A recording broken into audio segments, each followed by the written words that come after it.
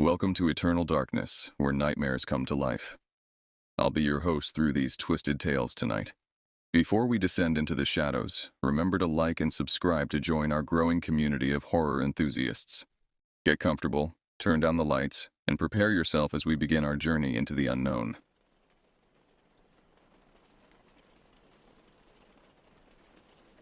The summer of 2018 arrived with the familiar ritual of my mother's relief. "You'll have fun at camp," she said, but we both knew the truth. I was being shipped away so she could enjoy her freedom.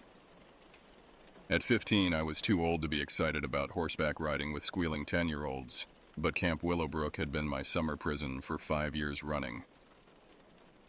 The moment our van pulled through the rusted iron gates, I felt something wrong in my gut. The camp looked exactly the same. Weathered wooden cabins with sagging roofs, ancient barn structures that creaked in the wind, and miles of dense forest pressing in from all sides. But the atmosphere felt different, charged with an electricity that made my skin crawl. Shosonyi. My cabin assignment hadn't changed much either. I'd be bunking with two younger girls, Maya and Zoe, both 12, and bouncing with excitement about their first year. The fourth bunk belonged to Victoria, a 17-year-old who looked like she'd rather be anywhere else. The cabin itself was a monument to neglect. Warped floorboards that groaned under our weight, windows that wouldn't fully close, and walls so thin I could hear conversations from neighboring cabins. That first evening, after the mandatory orientation and dinner of suspicious beef stew, I made my way to the barn to meet my assigned horse. Sterling was a beautiful white Arabian with intelligent eyes and a gentle disposition. I'd ridden her before, and she usually welcomed me with soft nickering and eager nudges for treats. Yum. But tonight, Sterling seemed agitated. Her ears flicked constantly, and she kept looking toward the back of the barn where shadows pooled thick and impenetrable. I grabbed a brush and entered her stall, speaking in low, soothing tones. The familiar routine of grooming usually calmed both of us, but tonight felt different. The barn was eerily quiet except for the occasional stamp of hooves and Sterling's nervous breathing. Even the usual chorus of crickets seemed muted, as if nature itself was holding back, waiting for something terrible to unfold. As I worked the brush through Sterling's mane, the silence was shattered by a metallic clang from somewhere deeper in the barn. The sound echoed off the wooden walls, sharp, deliberate, like someone had deliberately knocked over a metal bucket. Sterling's head shot up, her eyes wide with terror I'd never seen before. I set down my brush and called out, "Hello? Anyone there?" My voice sounded small and pathetic in the cavernous space. No response came, only the settling of old wood and the increasingly frantic movements of the horses. Several animals had begun pawing at their stall doors, whinnying in distress. Leaving Sterling's stall, I walked toward the sound's origin, my footsteps echoing loudly on the concrete floor. The back section of the barn housed equipment storage and hay bales stacked nearly to the ceiling. Shadows danced in the weak light from overhead bulbs, creating shapes that seemed to move and breathe. I found nothing out of place. No fallen buckets, no signs of disturbance, but the feeling of being watched crawled across my skin like invisible insects. The horses continued their agitated behavior, and I noticed several were facing the same direction, toward the large doors that opened onto the forest trail.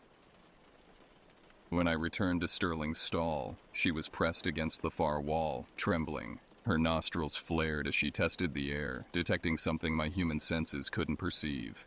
It took 20 minutes of patient coaxing before she'd let me near her again, and even then, she remained skittish and alert. The walk back to my cabin felt longer than usual. Every shadow between the sparse light posts seemed to contain hidden threats. The forest pressed closer to the path than I remembered, branches reaching out like gnarled fingers. By the time I reached our cabin, my nerves were frayed and my hands were shaking. The next 2 days passed in a haze of forced normalcy. Writing lessons, arts and crafts, swimming in the murky lake, all the standard camp activities that I'd endured for years. But the feeling of wrongness persisted, growing stronger with each passing hour. Even Maya and Zoe, usually chattering non-stop about horses and friendship bracelets, seemed subdued. Victoria had noticed it too. "This place feels off," she confided on our second night as we sat on the cabin's small porch. The counselors keep looking over their shoulders, and I heard two of them talking about checking the perimeter fence. Perimeter fence? I asked. In all my years at camp, I'd never heard mention of any fence. Apparently they installed it last winter. Motion sensors too. They said it was to keep wildlife out, but... She shrugged, but her meaning was clear. What kind of wildlife required motion sensors? The third day brought an incident that shattered any pretense of normal camp life. During our afternoon ride, I was leading Sterling along the forest trail when movement caught my eye. Deep in the trees, maybe 50 yards off the path, something large and dark shifted between the trunks. It was too tall to be a deer, too bulky to be a person, and it moved with a strange, lurching gait that sent ice through my veins. I reined Sterling to a halt, squinting into the gloom. For just a moment I could have sworn I saw a pale face staring back at me from the shadows. Then Sterling spooked, rearing up and nearly throwing me from the saddle. Her hoof came down hard on my left foot, and pain exploded through my ankle. The camp nurse pronounced it a bad bruise, not broken, but I was excused from activities for the rest of the day. As I lay in the cabin with my foot elevated, I couldn't shake the image of that pale face watching me from the forest. The rational part of my mind insisted it was just shadows and imagination, but my gut knew better. That night, Victoria mentioned seeing something weird during her ride too, but when pressed for details, she clammed up and changed the subject. By the fourth day, the entire camp felt like a pressure cooker ready to explode. Conversations died when you approached groups of counselors, and I noticed they'd started carrying radios constantly. The camp director, a normally jovial man named Patterson, looked haggard and kept checking his watch as if counting down to some dreaded event. During dinner, Maya picked at her food and kept glancing toward the windows that faced the forest. "Do you hear that?" she whispered to me. I listened carefully, but heard only the usual evening sounds: wind in the trees, distant laughter from other campers, the clatter of dishes being cleared. Hear what? Like calling. Someone calling from the woods. Zoe nodded vigorously. I heard it too. During rest hour, it sounded like someone saying words, but I couldn't understand them. Oh. A chill ran through me, but I forced my voice to remain steady. It's probably just echoes from other parts of the camp. Sound carries weird out here. But even as I said it, I didn't believe my own explanation. That afternoon, while limping around the activity areas, I'd overheard two counselors discussing perimeter breaches and something about unauthorized personnel. One of them had mentioned calling the local sheriff's department. The reality was becoming undeniable. Someone was out there in the woods, watching us, possibly getting closer each night. The camp's attempts to maintain normalcy were crumbling, and the younger campers were starting to sense the adults' fear. As darkness fell, I found myself dreading bedtime. Our cabin felt isolated and vulnerable, surrounded by hundreds of acres of dense forest where anyone could hide and watch. The thin walls and windows that wouldn't fully close offered no real protection from whatever was lurking out there. Victoria suggested we should all sleep in the same room, and none of us argued with the idea. Around 2 a.m, I was jerked awake by Maya shaking my shoulder. "I need to use the bathroom," she whispered, "but Zoe's too scared to come with me." The camp's bathroom facilities were in a separate building about 30 yards from our cabin, close enough to seem safe during the day, but an intimidating journey in the middle of the night. I grabbed my flashlight and told them I'd wait on the porch with the light on until they returned. The night air was thick and humid, heavy with the scent of pine and something else, something organic and wrong, like meat left too long in the sun. I settled onto the wooden steps and clicked on my flashlight, creating a small circle of safety in the vast darkness. That's when the feeling hit me, the absolute certainty that I was being watched. Every instinct screamed danger, but I couldn't see anything beyond the weak beam of my flashlight. The forest around our cabin seemed to pulse with hidden movement, shadows shifting just beyond perception. "Hello?" I called out, immediately regretting it. The sound of my voice seemed to hang in the air like an invitation.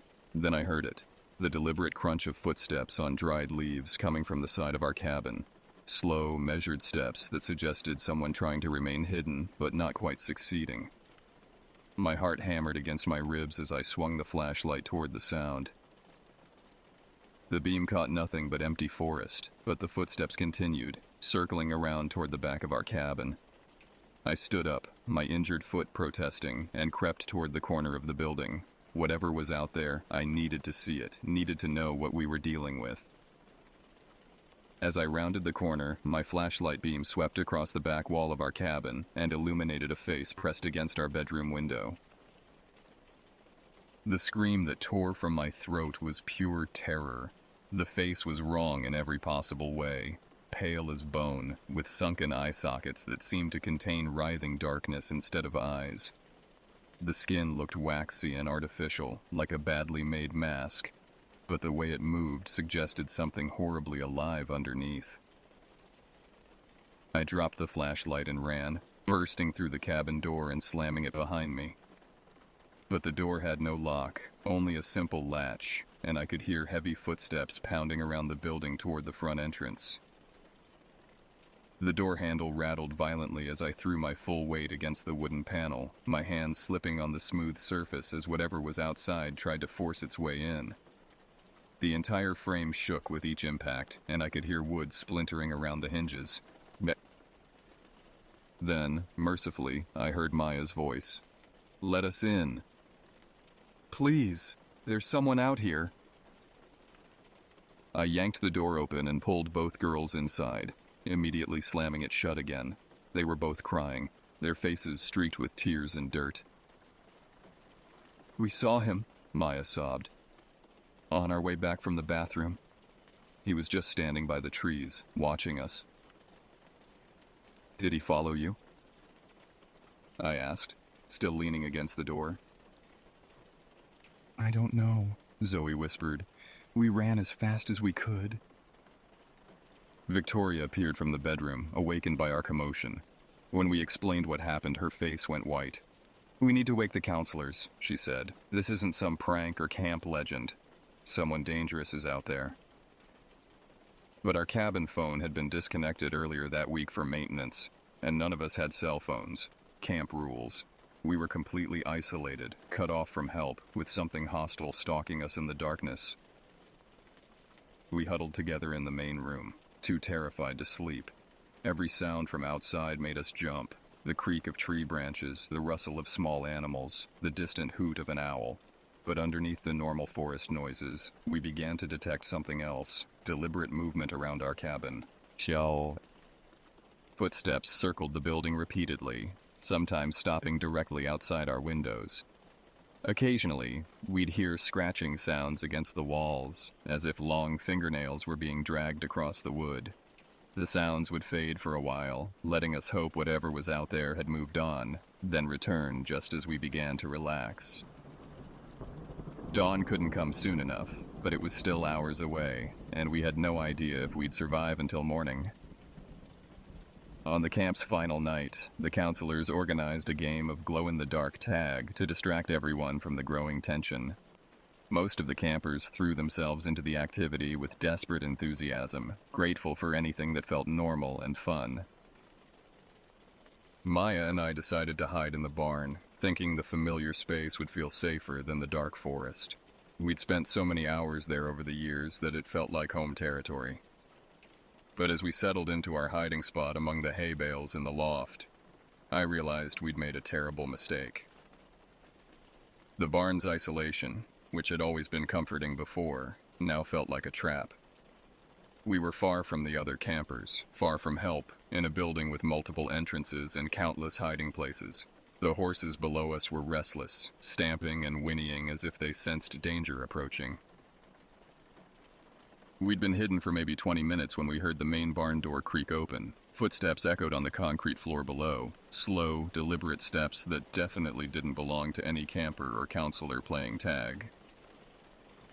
I pressed my finger to my lips, signaling Maya to remain absolutely silent. We crawled to the edge of the loft and peered down through the hay. What we saw defied explanation. A tall figure moved through the barn's central aisle, but something was fundamentally wrong with its proportions. It stood at least 7 feet tall, with unnaturally long arms that hung past its knees. The pale, mask-like face I'd seen at our window was clearly visible now, and it was definitely artificial, some kind of crude disguise meant to terrify rather than conceal identity. Shot. But what made my blood freeze was the realization that this wasn't some supernatural monster. This was a person, a very disturbed, very dangerous person who had been stalking our camp for days. Someone who had crafted this horrifying disguise and had been living in the forest, watching us, planning something terrible. The figure moved between the horse stalls with purpose, searching. Occasionally it would emit low grunting sounds that might have been an attempt at inhuman noises, but I could hear the human vocal cords underneath the performance. This was someone playing a role, someone who wanted to terrorize children, and that realization was somehow more frightening than any supernatural explanation. The stalker spent what felt like hours searching the barn, occasionally climbing into the loft area where we hid. Maya and I pressed ourselves deep into the hay bales, hardly daring to breathe. My injured foot had gone numb, and my muscles cramped from maintaining the same position for so long. Several times the figure passed within feet of our hiding place.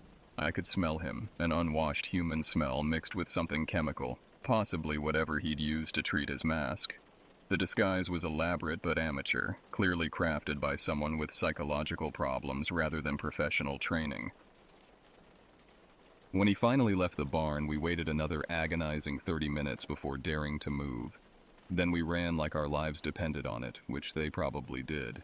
We sprinted across the open ground between the barn and the main camp, not stopping until we reached the counselor's lodge.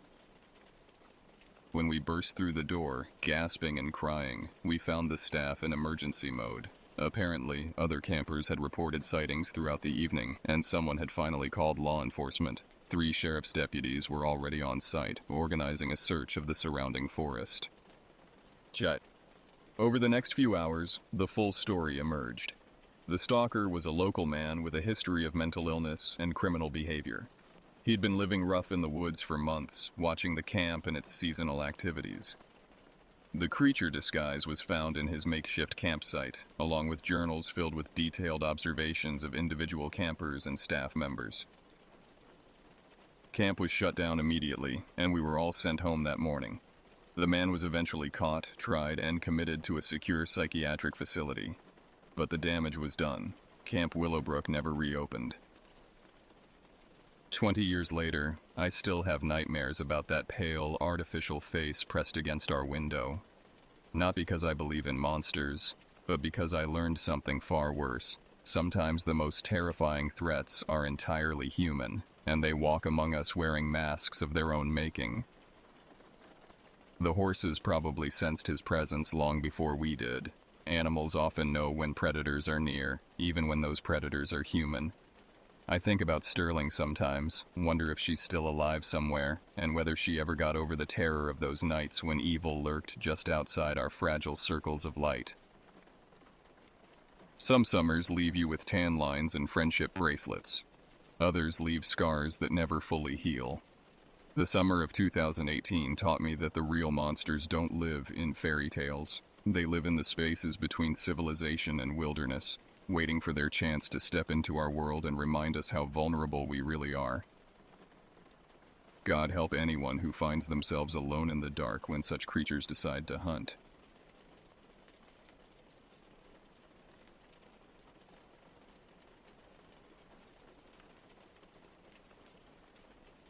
I grew up spending summers on my grandparents' land, nestled deep in Oregon's Wallowa Mountains, not far from the little town of Joseph. Our family had owned the 1,500-acre spread for generations, the house itself built back in the 1960s by my great-grandfather. The sprawling acreage was mostly forested, with endless stands of towering pines and firs, dotted by rugged slopes and cool, shaded hollows. The property stretched for miles in every direction.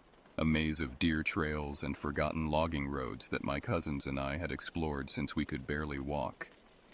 We knew every creek bed, every rocky outcropping, every massive fallen log that served as our childhood bridges and fortresses.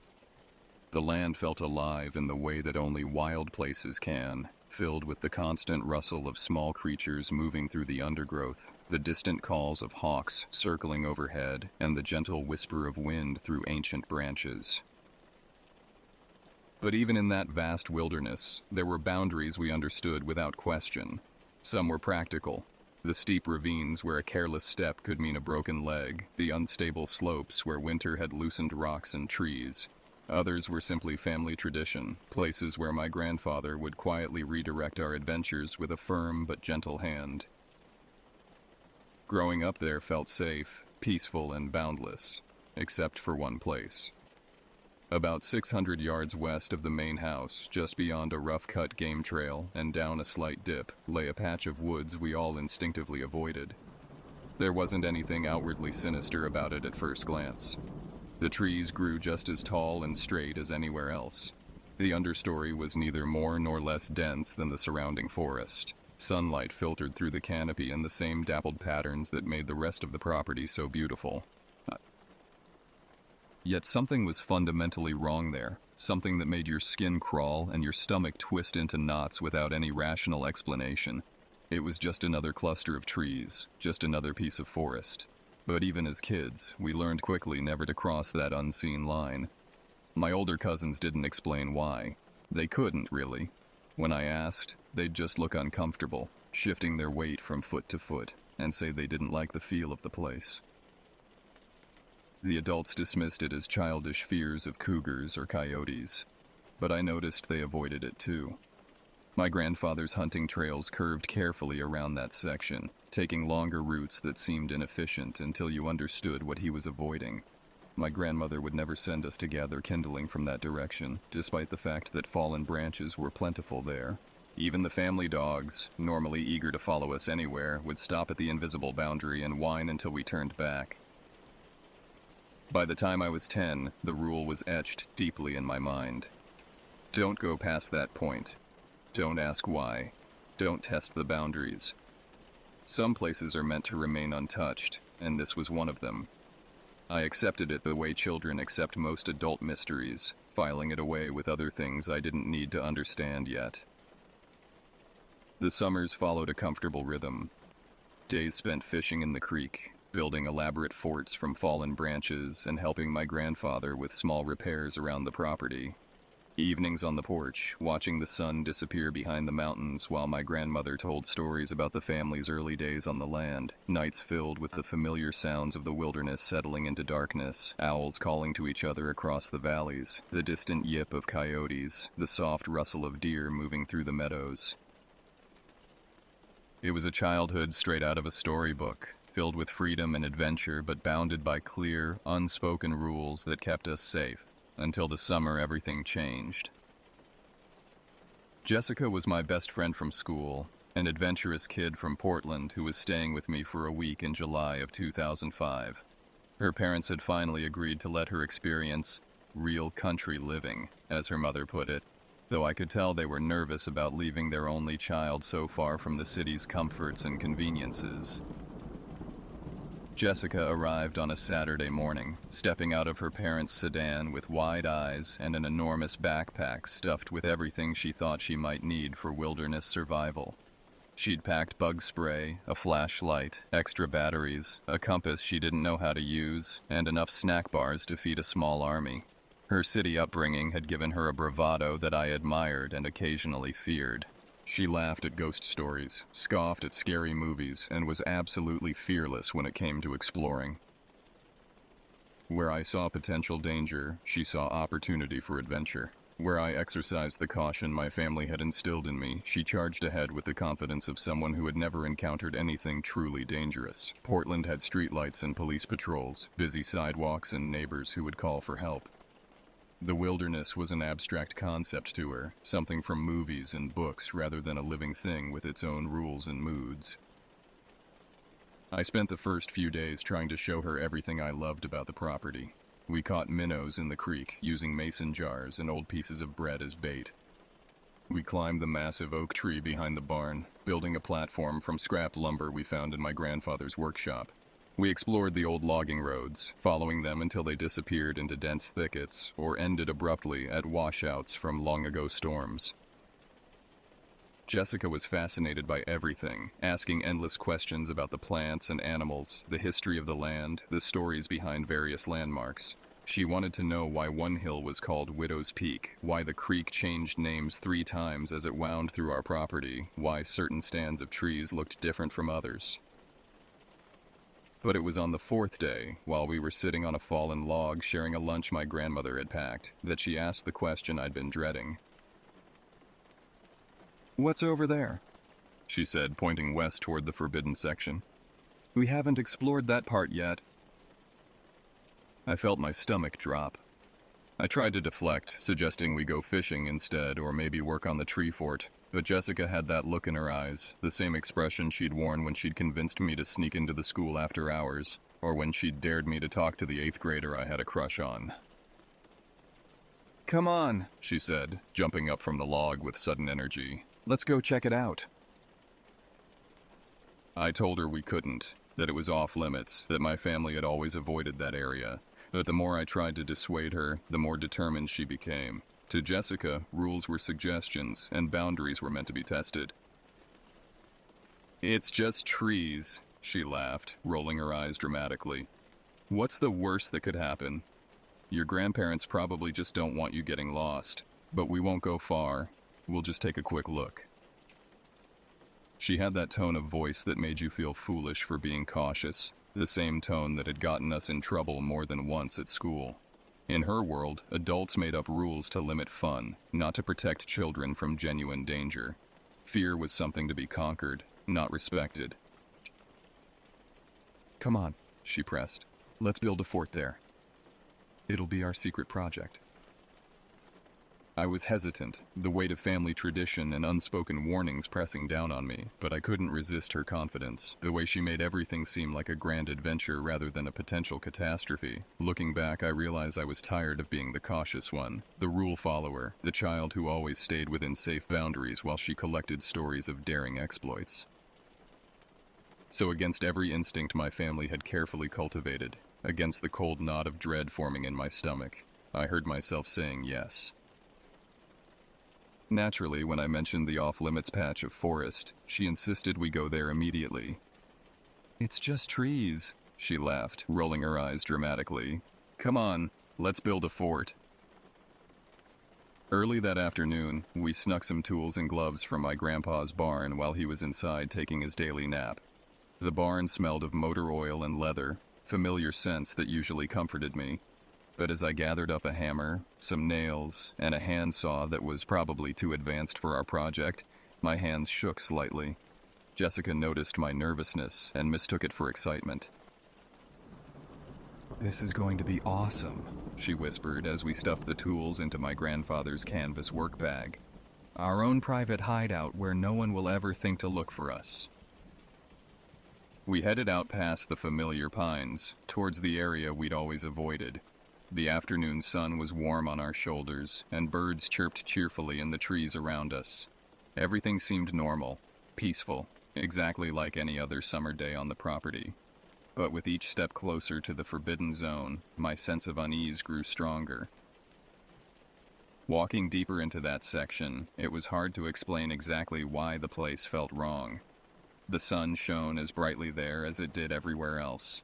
The trees were healthy and tall, their bark unmarked by disease or insect damage. The ground beneath our feet was solid, covered with the same thick layer of pine needles that made walking quiet and comfortable throughout the rest of the forest.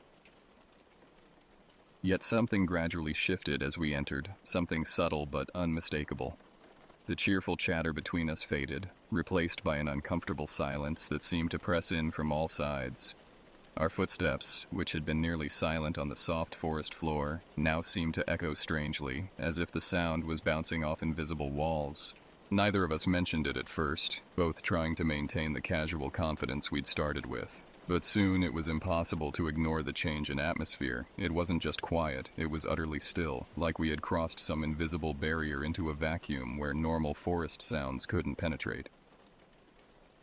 The usual background noise of the wilderness, the distant rustle of small animals, the gentle whisper of wind through branches, the soft buzz of insects, had simply stopped.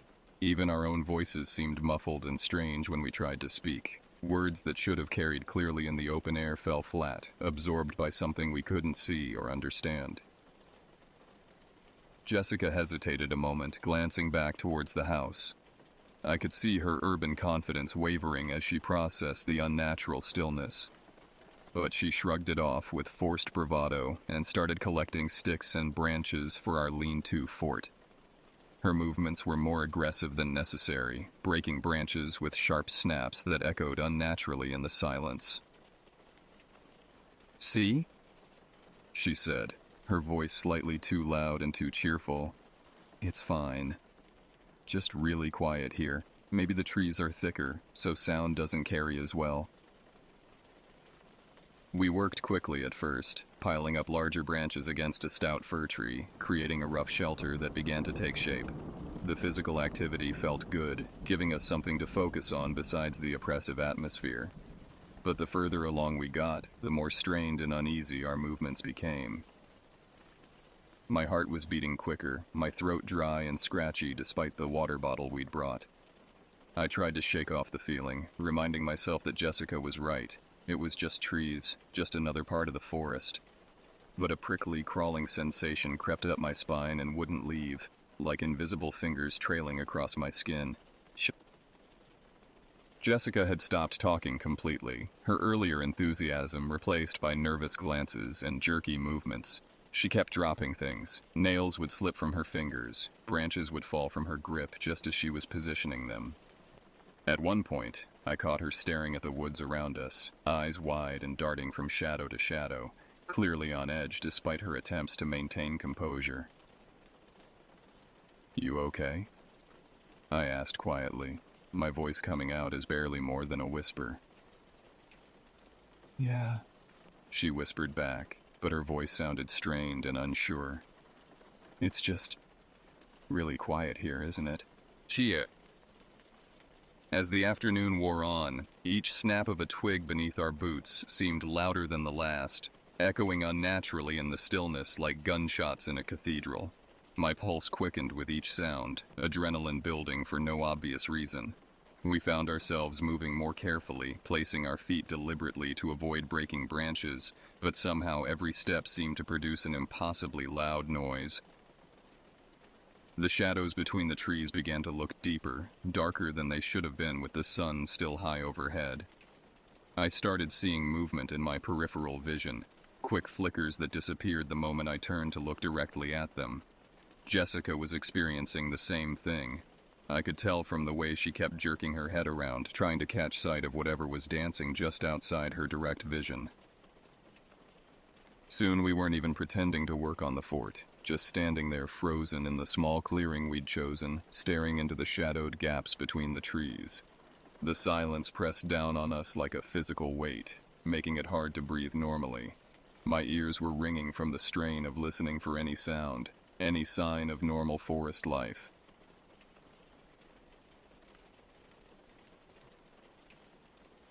Then, abruptly, something shifted. It wasn't a sound or a clear movement, just a sudden, overwhelming instinct that we needed to run. Every cell in my body was screaming warnings, flooding my system with panic chemicals that made my vision sharper and my muscles tense for flight. I saw it in Jessica's eyes, too, the same desperate urge to flee, the same primal terror that bypassed rational thought entirely. Without a word or signal between us, we both turned and sprinted from that clearing, dropping gloves and tools where we stood. We crashed recklessly through the underbrush, panic driving our feet with desperate speed. Branches whipped our arms and faces, leaving stinging welts and shallow scratches, but the pain barely registered through our terror. Our breath came in sharp, painful gasps as we fought our way through thickets that seemed determined to hold us back, as if the very forest was trying to prevent our escape. Behind us, I could swear I heard pursuit. Not footsteps exactly, but a rustling that matched our pace, staying consistently just out of direct perception. When we stumbled, it paused. When we ran faster, it accelerated. The sensation of being followed was so strong that I kept risking glances over my shoulder, expecting to see something gaining on us, but the forest behind remained empty of any visible threat. Jessica was sobbing as she ran, tears streaming down her face as she fought through the grabbing branches. Her city-bred confidence had completely shattered, replaced by pure animal terror that made her crash through the undergrowth with no regard for the thorns that tore at her clothes or the roots that tried to trip her up.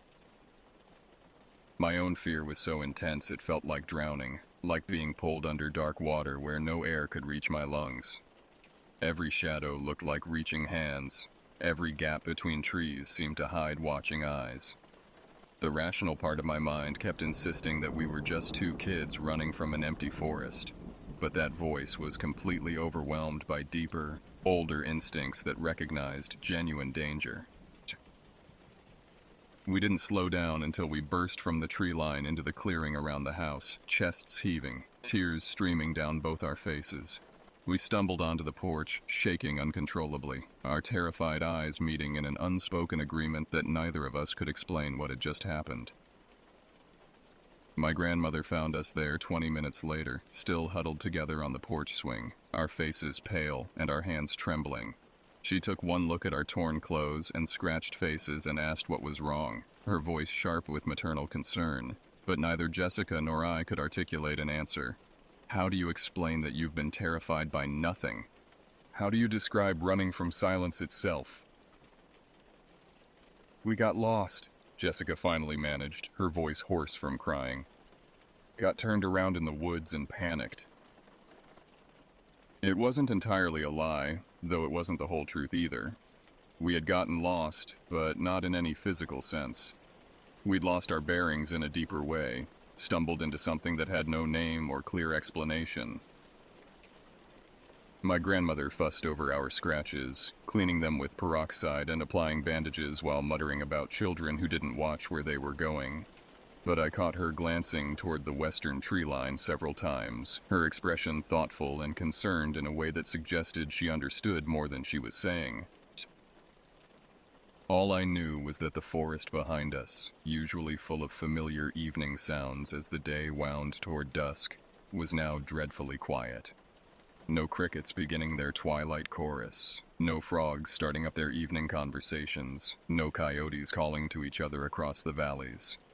Just a silence so profound it pressed down like a physical weight, making the normal sounds of the house, the creak of settling boards, the hum of the refrigerator, the tick of the old clock in the hallway, seem unnaturally loud by comparison.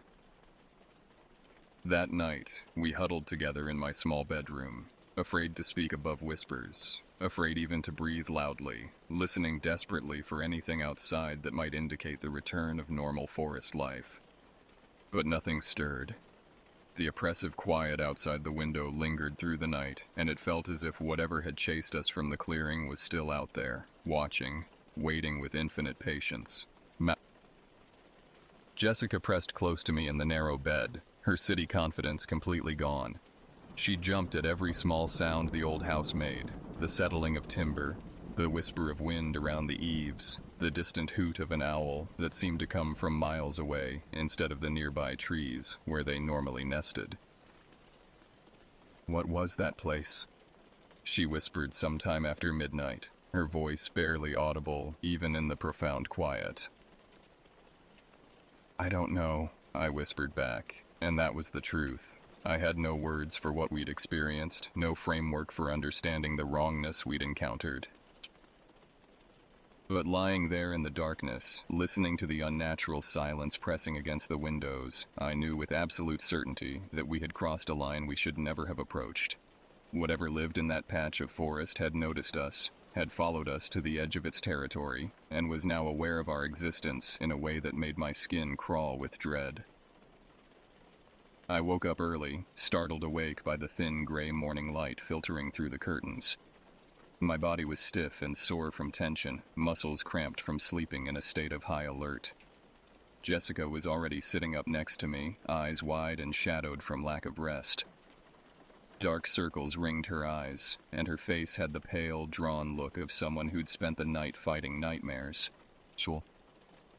Neither of us had slept well, each drifting in and out of restless dreams punctuated by jolts of anxiety that would snap us back to wakefulness with racing hearts and sweaty palms. Every small noise had seemed amplified in the darkness, the scratch of tree branches against the roof, the whisper of wind around the house's corners, the distant cry of some night bird that sounded too much like a human scream. But worse than the sounds were the periods of complete silence, when even the normal settling noises of the old house would stop, leaving us in a vacuum of quiet that felt unnatural and wrong. During those moments, we'd lie perfectly still, barely breathing, straining our ears for any indication that the world outside still existed. I couldn't shake the sense of dread from the day before, still vivid and fresh in my memory like a wound that refused to heal.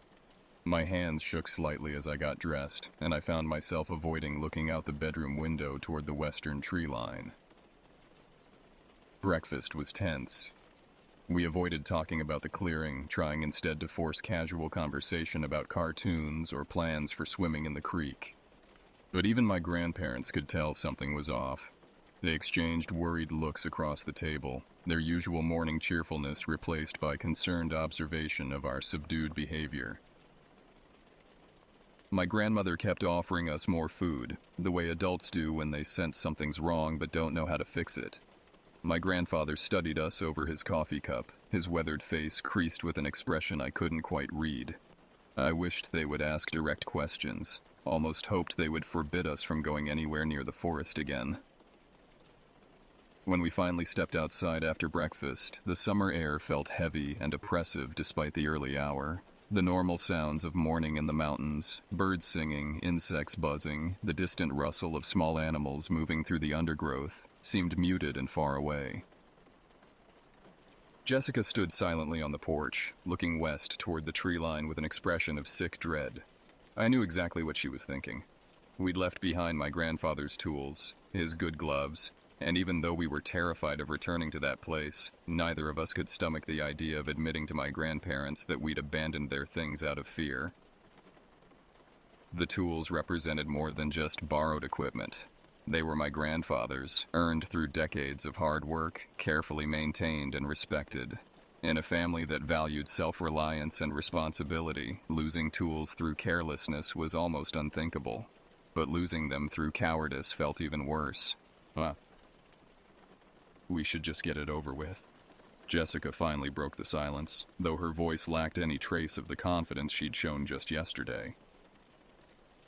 I nodded, barely managing a whispered, "Yeah?" We walked slowly at first, moving deliberately toward the trees, each step dragging more than the last. Our earlier eagerness for adventure was completely gone, replaced by dread that sat in our stomachs like stones. The morning sun should have made everything look normal and welcoming, but somehow the bright light only made the shadows between the trees seem deeper and more threatening. Our conversation died completely as we approached the invisible boundary line. Even the familiar sections of forest we'd explored countless times felt wrong now, contaminated by proximity to whatever we'd encountered yesterday. Birds that should have been singing in the morning light were absent, leaving an unnatural quiet that made our footsteps seem impossibly loud. I hesitated at the edge of the forbidden patch, standing right at the invisible line we'd always avoided until yesterday.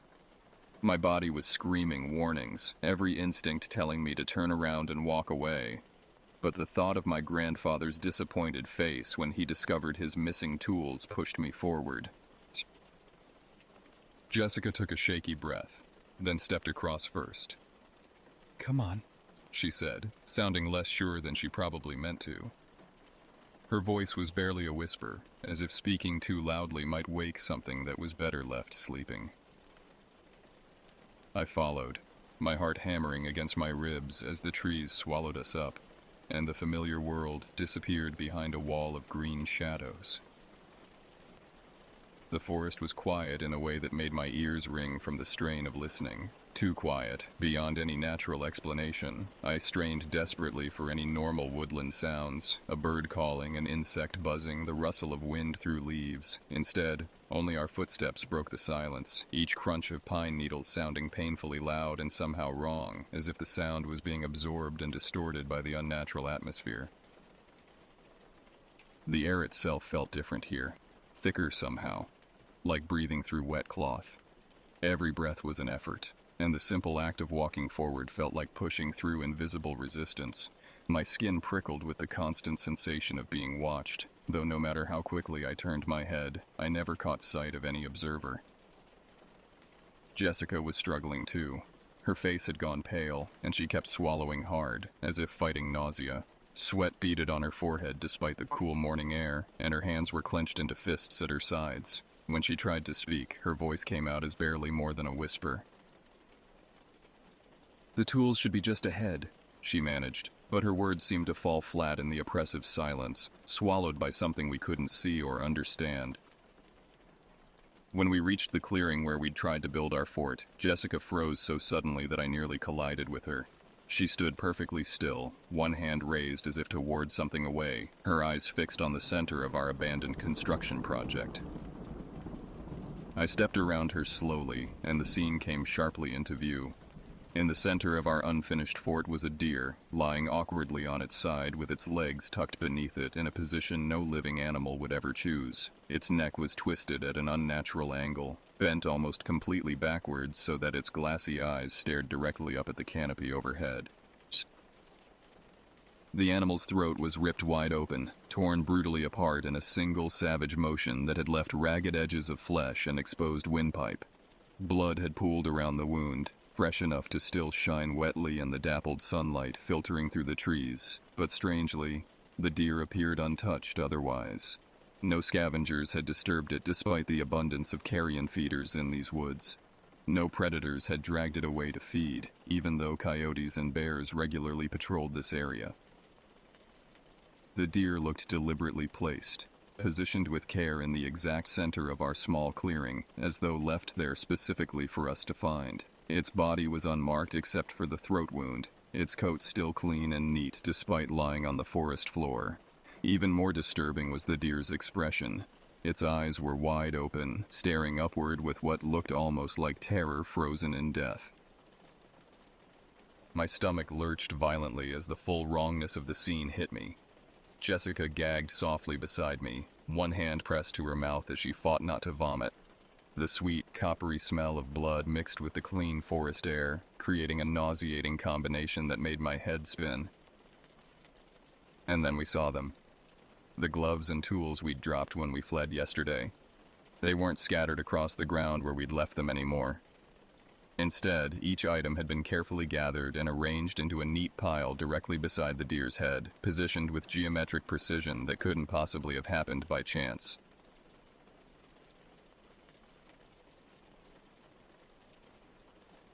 The hammer lay parallel to the handsaw. The nails were sorted by size into small, orderly groups. Even the canvas tool bag had been folded carefully and placed at the base of the pile like a foundation. Everything was exactly as my grandfather would have arranged them in his workshop, with the meticulous care of someone who respected tools and understood their proper handling. But one glove was missing from the pile. I counted twice, my mind struggling to process what I was seeing. 2 gloves had been taken yesterday, but only one had been returned with the other tools. The absence felt deliberate, significant, like a signature left by whatever had created this grotesque display. We stood motionless for what felt like hours, but was probably only moments, horror flooding through me in waves that made my vision blur at the edges. I could hear Jessica's breathing coming quick and sharp beside me, mirroring my own growing panic. The rational part of my mind kept trying to find logical explanations.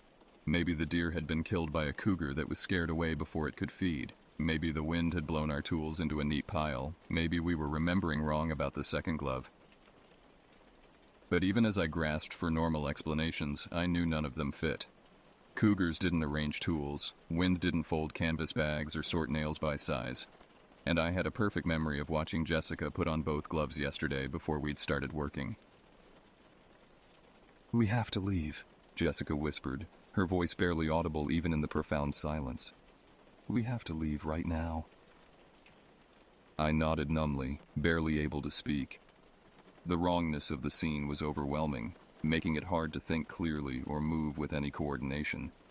But the practical part of my mind, the part shaped by my grandfather's lessons about responsibility, forced out the words, "Grab the stuff." We lunged forward in a chaotic frenzy, snatching the tools and remaining glove from beside the deer's head. I was careful not to look too closely at the animal's torn throat or staring eyes, but the image burned itself into my memory anyway. The tools felt wrong in my hands, contaminated somehow by their association with this place, but I couldn't bring myself to leave them behind. In moments, we were sprinting again, crashing through the underbrush as fast as our legs could carry us.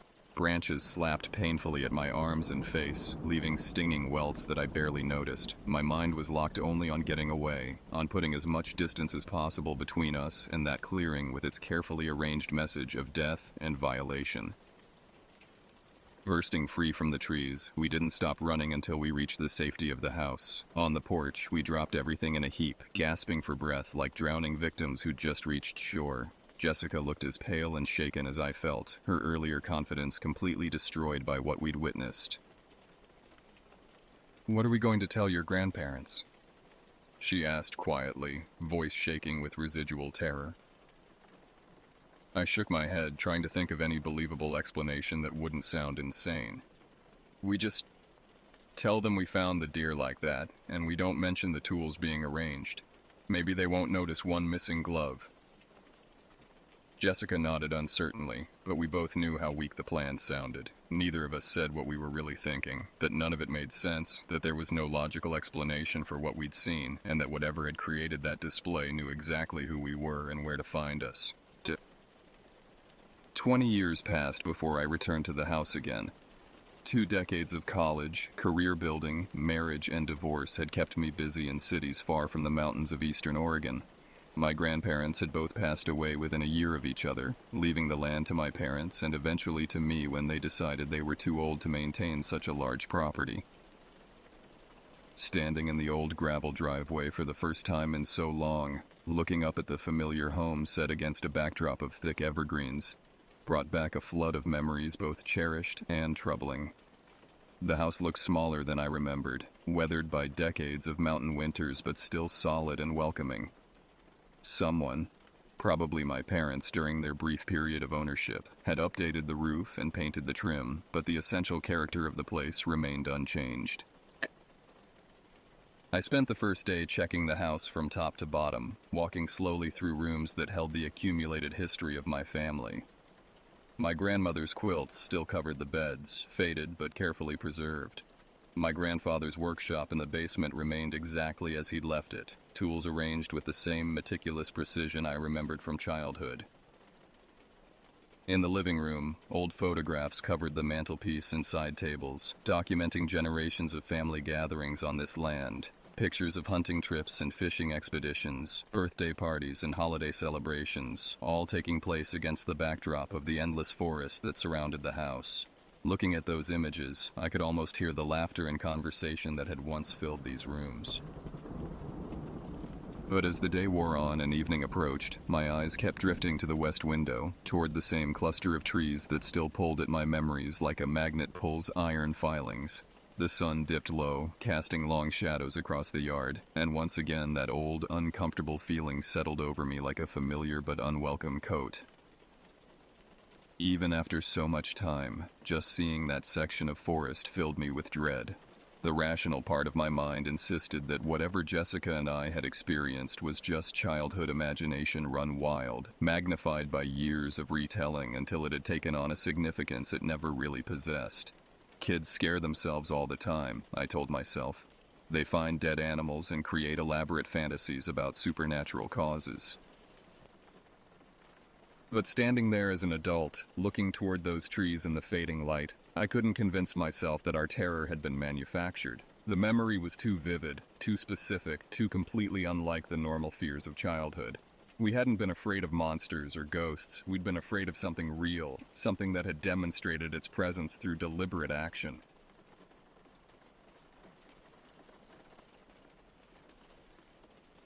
I forced myself to sit outside on the porch, nursing a beer and trying to pretend I wasn't nervous. The familiar sounds of evening in the mountains began to emerge as the sun disappeared. The distant call of an owl, the rustle of small creatures beginning their nocturnal activities, the whisper of wind through the trees. But from the western section, that patch of forest that had haunted my childhood, came only silence. The contrast was stark and unsettling. Everywhere else the wilderness was waking up for the night, but that particular area remained as quiet as a tomb, creating a dead zone in the otherwise vibrant soundscape of the mountains. The trees loomed dark and quiet in the twilight, exactly as they had 2 decades earlier. The stillness was unsettling, unnatural in a way that made my skin crawl despite my attempts to rationalize it away. No wind stirred those particular branches, no night birds called from those specific trees, no small animals rustled through that section of undergrowth. I finally gave up trying to enjoy the evening, retreating into the house to lock every door and window before going to bed. The ritual felt both foolish and necessary, a grown man's compromise with fears that should have been left behind with childhood. But as I turned each deadbolt and checked each latch, I couldn't shake the feeling that I was preparing for something, though I couldn't say what. Sleep never came that night. I lay awake in my grandparents' old bedroom, eyes fixed nervously on the ceiling, listening to the familiar sounds of the old house settling into darkness. The bedroom faced west, its windows offering a direct view of the forbidden section of forest, though heavy curtains now blocked that view. My thoughts circled back endlessly to the deer, the neatly stacked tools, the missing glove that had appeared so mysteriously on the porch bench. I tried to forget those details for 20 years, rationalizing that childhood memories could twist and distort over time, becoming more dramatic and frightening than the original events warranted. But now, back in this house where it had all happened, every detail returned with crystal clarity. The deer's glassy eyes staring upward, the precise arrangement of tools beside its head, the calculated deliberateness of the entire display, as if something had been trying to communicate a message we were too young and too frightened to understand. Around midnight, something triggered the motion-activated porch light outside the bedroom window, flooding the room with sudden, harsh white light that made me bolt upright in bed. My heart hammered against my ribs as I lay perfectly still, barely breathing, listening hard for any sound that might explain what had activated the sensor. The light was designed to detect large movements, deer wandering through the yard, raccoons investigating the garbage cans, the occasional bear passing through on its way to better foraging grounds. It took something substantial to trigger it, something moving with purpose rather than just being blown by the wind. Gravel crunched softly outside, just once, under what sounded like a slow, deliberate footstep. The sound was barely audible, but in the profound quiet of the mountain night, it might as well have been a gunshot. My pulse pounded in my ears so loudly I was afraid it might mask other sounds I needed to hear. Every muscle in my body tensed painfully, paralyzed with a terror I hadn't felt since I was 10 years old. The rational part of my mind insisted it was just an animal. Deer were common in the area, and they often moved through the yard at night. But something about the single, measured footstep felt wrong. Too calculated to be natural. Carefully, moving as slowly and quietly as possible, I slid out of bed and crept toward the window. My bare feet made no sound on the old wooden floors, but each board seemed to creak anyway, announcing my movements to whatever waited outside. I peered through a narrow gap in the curtains, my heart racing so fast I felt dizzy. A figure stood on the porch, just at the edge of the light's reach. Its outline was indistinct, tall and somehow wrong in its proportions, partially hidden in the deep shadows cast by the porch roof. It faced away from the house, standing motionless just inches from the bench where my grandmother used to sit and shell peas in the evenings. The figure was perfectly still in a way that no living thing should be able to maintain. No breathing, no small unconscious movements, no shifting of weight from foot to foot. It stood like a statue, like something that had been carved from the darkness itself and positioned with deliberate care. My breath caught painfully in my chest as I watched, waiting for any movement that might give me a clue about what I was seeing. Seconds stretched into minutes, each heartbeat feeling like a hammer blow against my ribs. The figure remained motionless, but somehow I could sense its awareness, its perfect knowledge of my presence at the window. Then slowly, with mechanical precision, its head turned toward the house, toward my window, toward me. I recoiled instinctively, flattening myself against the wall beside the window, my heart racing so fast I thought it might burst. The darkness where the figure's face should have been seemed to absorb light rather than reflect it, creating a void that hurt to look at directly. But I knew it was looking at me. I could feel its attention like cold fingers trailing across my skin, patient and malevolent and utterly inhuman. It knew I was there, knew I was watching, and it wanted me to know that it knew. Seconds passed in agonizing silence, each heartbeat feeling like it might be my last. Then came the sound I'd been dreading, the sound that connected this moment to that terrible day 20 years ago. One sharp, deliberate knock on the bedroom window. Not loud, not violent, but purposeful and clear. A simple signal, a greeting, a reminder of unfinished business. The sound seemed to echo in the small room, bouncing off the walls and ceiling with impossible resonance. One knock. No more. Just enough to announce its presence and its intentions. I sank down slowly, sliding onto the floor with my back pressed against the cold plaster wall. My breathing came in short, ragged gasps that I tried desperately to muffle, afraid that any sound might provoke another knock, or worse, invite whatever was out there to try the door. Hours dragged by in darkness and terror. I didn't dare move from my position against the wall, didn't dare look out the window again.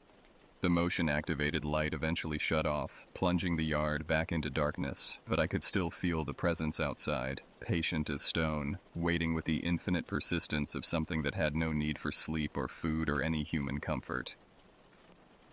Only when the pale light of morning finally seeped through the curtains did I summon the courage to rise on trembling legs.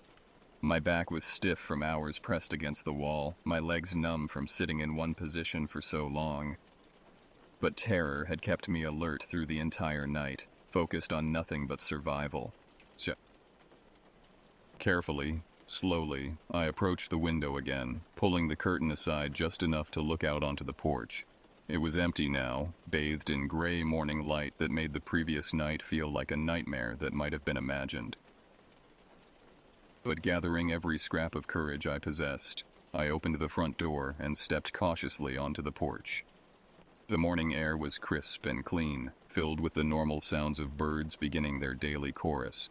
Everything looked exactly as it should, except for the bench beneath the bedroom window. There, placed carefully and deliberately where I couldn't possibly miss it, lay a single glove. It was old leather, cracked and worn from years of use, stained with substances I didn't want to identify, nothing like the work gloves my grandfather had once owned, nothing like the glove we'd lost 20 years ago. This was something else entirely, something that spoke of different hands and different purposes. The leather was thick and heavy, designed for rough work and harsh conditions. But what made my blood freeze was the smell that rose from it. The sweet, coppery scent of old blood mixed with something else, something organic and decaying that made my stomach lurch. My hand shaking uncontrollably, I picked it up. Something was tucked inside, and I withdrew it slowly, afraid of what I might find. A broken piece of antler, still fresh with blood at the break, rested in my palm. The bone was warm despite the cool morning air, as if it had been recently removed from a living animal. The antler was sharp where it had been broken, edges jagged and rough. But what terrified me most was the pattern of scratches etched into its surface. Deliberate marks that looked almost like writing, symbols that seemed to shift and change when I tried to focus on them directly. My breath came faster as panic began rising inside me like floodwater. This wasn't random. This wasn't coincidence. Something had been waiting for me to return, had known I would eventually come back to this place where it all began, and now it was making its intentions clear.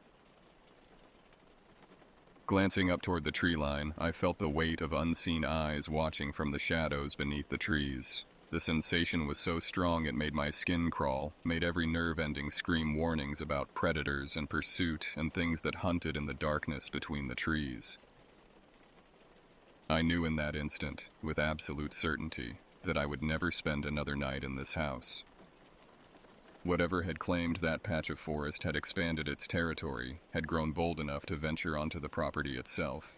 It had been patient for 20 years, but now it was ready to collect on some debt I didn't understand. Within a week, I arranged to sell the land to a conservation group, signing documents with one strict condition written into the contract in language so specific and binding that no future buyer could override it. No trails would ever be constructed in the western section. No buildings would ever be erected there. No campsites would ever be established. The area was to remain permanently undisturbed, forever off limits to human intrusion. I didn't explain why, and the conservation group didn't ask. They were simply grateful to acquire such a large tract of pristine wilderness at below market value. The legal language was unusual, they admitted, but not unprecedented. Many land donations came with restrictions designed to preserve specific ecosystems or protect sensitive wildlife habitat. If they only knew what kind of habitat they were really protecting. Driving away for the last time, I glanced briefly at that patch of forest in my rearview mirror. The trees stood dark and silent against the morning sky, exactly as they had throughout my childhood, exactly as they would long after I was gone. Whatever had been waiting there had remained patient and quiet for all these years, content to observe from the shadows as long as its territory remained respected.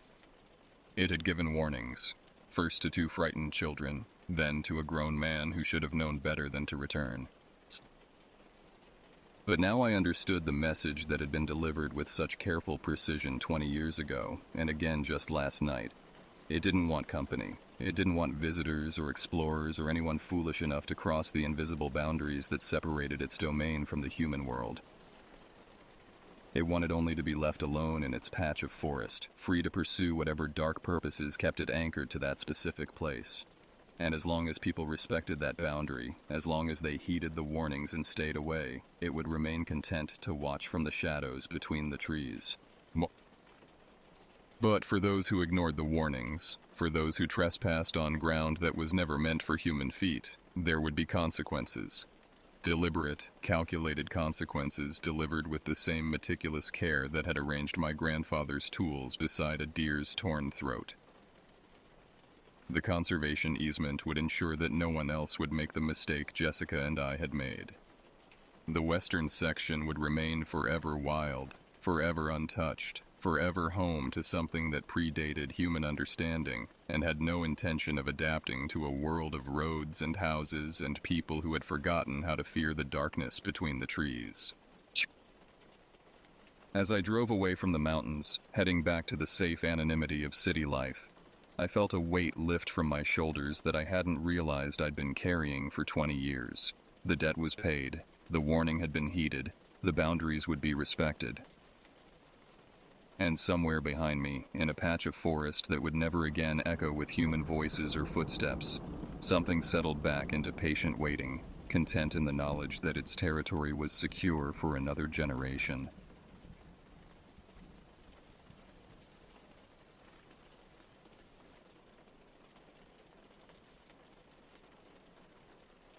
My name is Donald Thomas, and I am 78 years old. What I'm about to tell you happened to me back in 1998, when I was 32 and living in a small town called Shosonyi, nestled in the Wyoming Basin.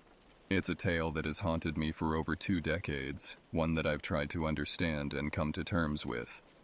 Even now, as I sit here in my twilight years, the memories of those dark days send a chill down my spine. Shosonyi wasn't much to look at, just a speck on the map really, but it was home. My family had been here for generations, our roots as deep as the oldest cottonwoods along the riverbank. We were always a close-knit bunch, with traditions and stories handed down like precious heirlooms. I had a regular job at the Broken Spur Ranch, about 20 miles outside of town. It wasn't glamorous work by any means, mostly helping out with the cattle and doing general maintenance. But it paid the bills. More than that, though, I loved the open skies and the sense of peace that came with the land. There was something about watching the sun rise over the prairies, painting the world in hues of gold and pink, that made all the hard work worthwhile. My days had a comfortable rhythm to them. I'd wake before dawn, brew a pot of coffee strong enough to wake the dead, and head out to the ranch. The work was hard, but honest. Mending fences, checking on the herd, fixing machinery that seemed determined to break down at the most inconvenient times. But there was satisfaction in it, in seeing a job well done and knowing that I was part of something bigger than myself. Evenings were spent either at the local bar, the Rusty Nail, sharing a beer with friends, or at home, reading one of the dozens of Louis L'Amour westerns I'd collected over the years. It wasn't an exciting life by most standards, but it was mine, and I was content. Little did I know that the peaceful existence I'd grown so accustomed to was about to be shattered in ways I could never have imagined. It was a Tuesday evening in late September when everything changed. The air had started to take on that crisp edge that signaled the approach of autumn, and the days were getting noticeably shorter. I had just settled into my favorite armchair, a dog-eared copy of The Lonesome Gods in hand, when the phone rang. I remember hesitating for a moment before answering. Late calls were rare in Shoshone, and they seldom brought good news. With a sigh, I picked up the receiver. Hello? Donald? It's Gerald. The voice on the other end was tense, almost jittery. Gerald Talelk was my cousin, though we weren't particularly close. He was a bit of an oddball, always had been. While most of us in the family had settled into steady jobs and quiet lives, Gerald had chosen a different path. He lived out in the sticks, in a cabin that was more than a bit run down, spending his days tinkering with old cars and hunting in the off-seasons. Gerald? What's going on? Everything okay? I asked, sitting up straighter in my chair. There was a pause on the other end, long enough that I thought we might have been disconnected. Then, I found something out in the woods, Donald. Something real weird. I need you to come take a look. I frowned, glancing at the clock on the wall. It was nearly 9 p.m. Can't this wait until morning, Gerald? It's getting late, and I've got work tomorrow. No. The force of his response took me aback. Gerald had always been an odd duck, but I'd never heard him sound so scared. No, it can't wait.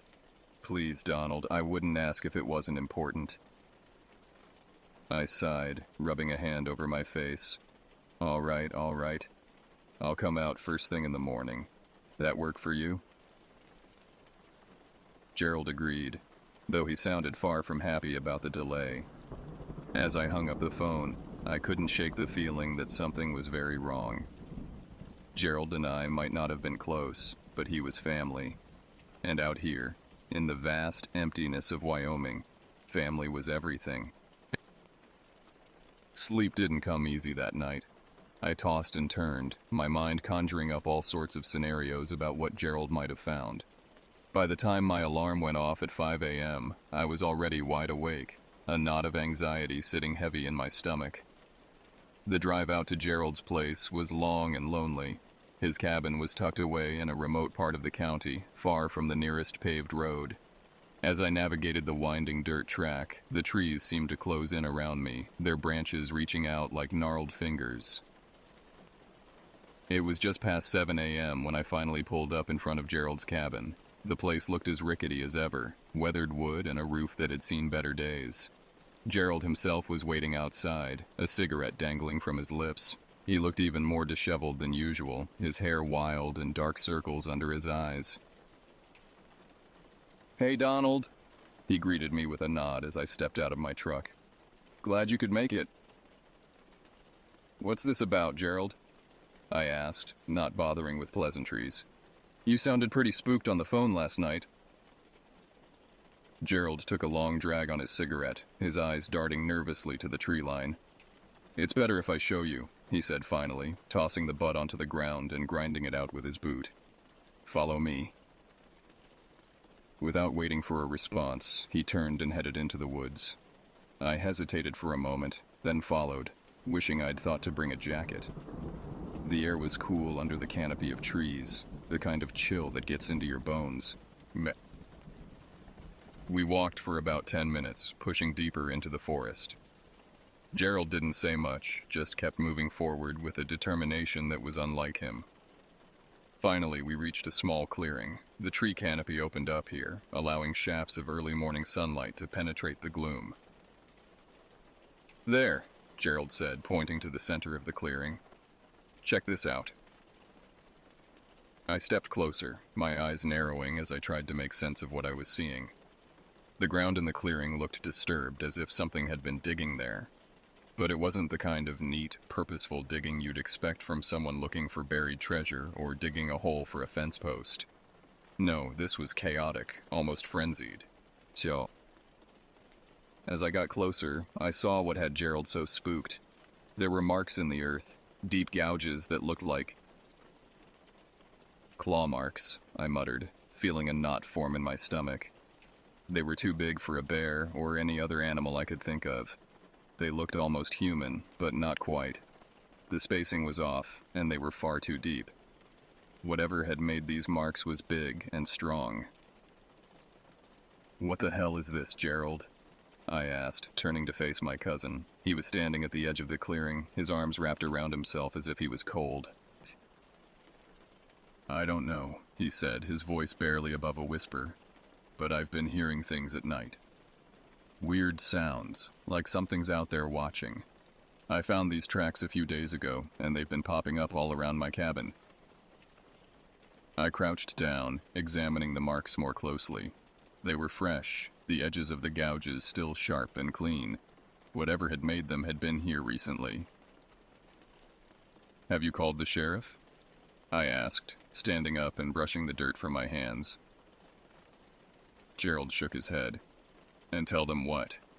That I've got some kind of monster roaming around my property? They'd think I was crazy." He had a point.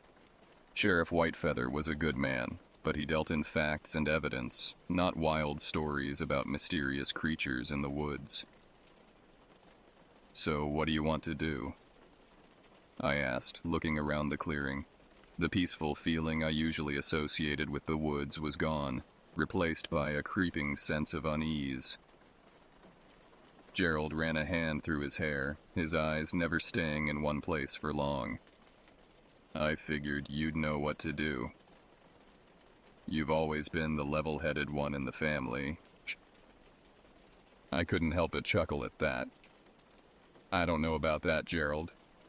But I think we need to get some evidence before we start jumping to conclusions. You got any trail cameras?" He nodded.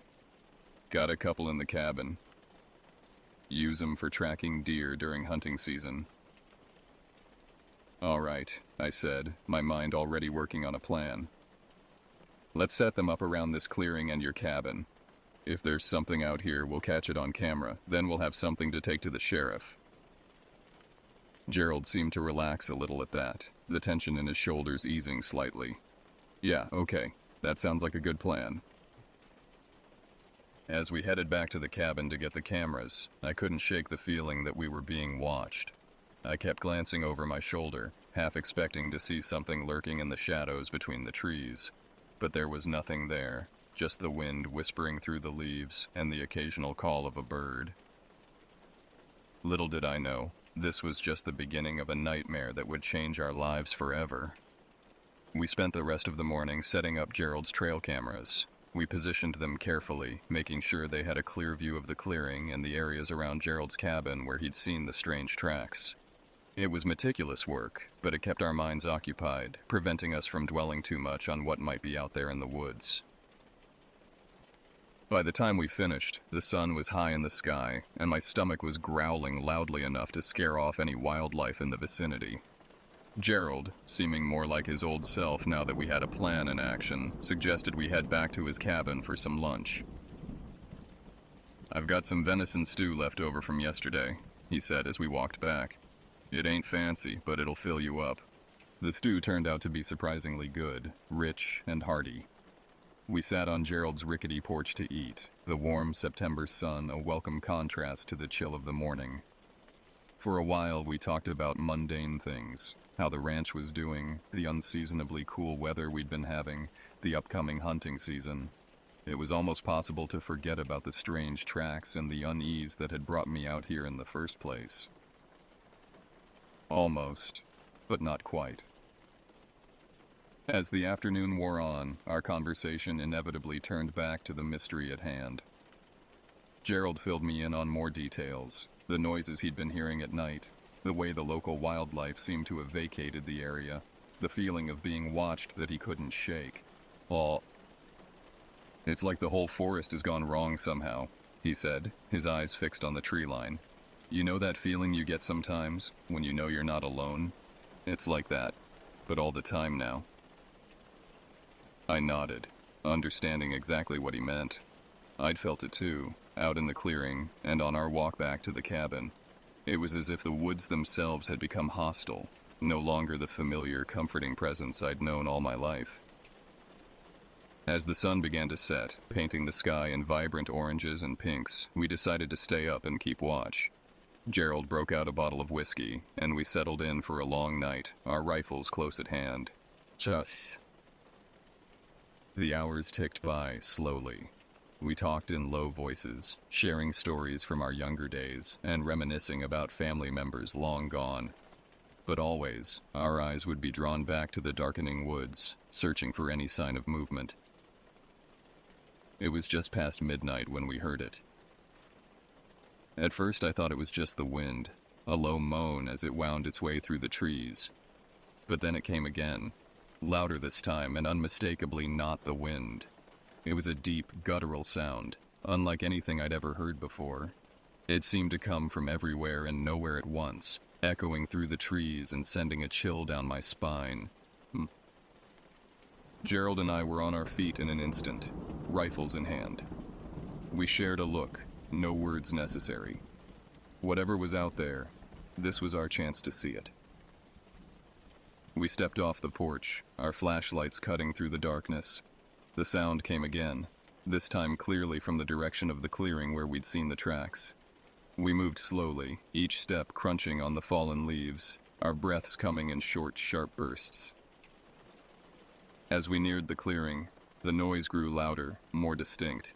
It was definitely not any animal I knew. It was too deliberate, almost like speech, but twisted into something inhuman.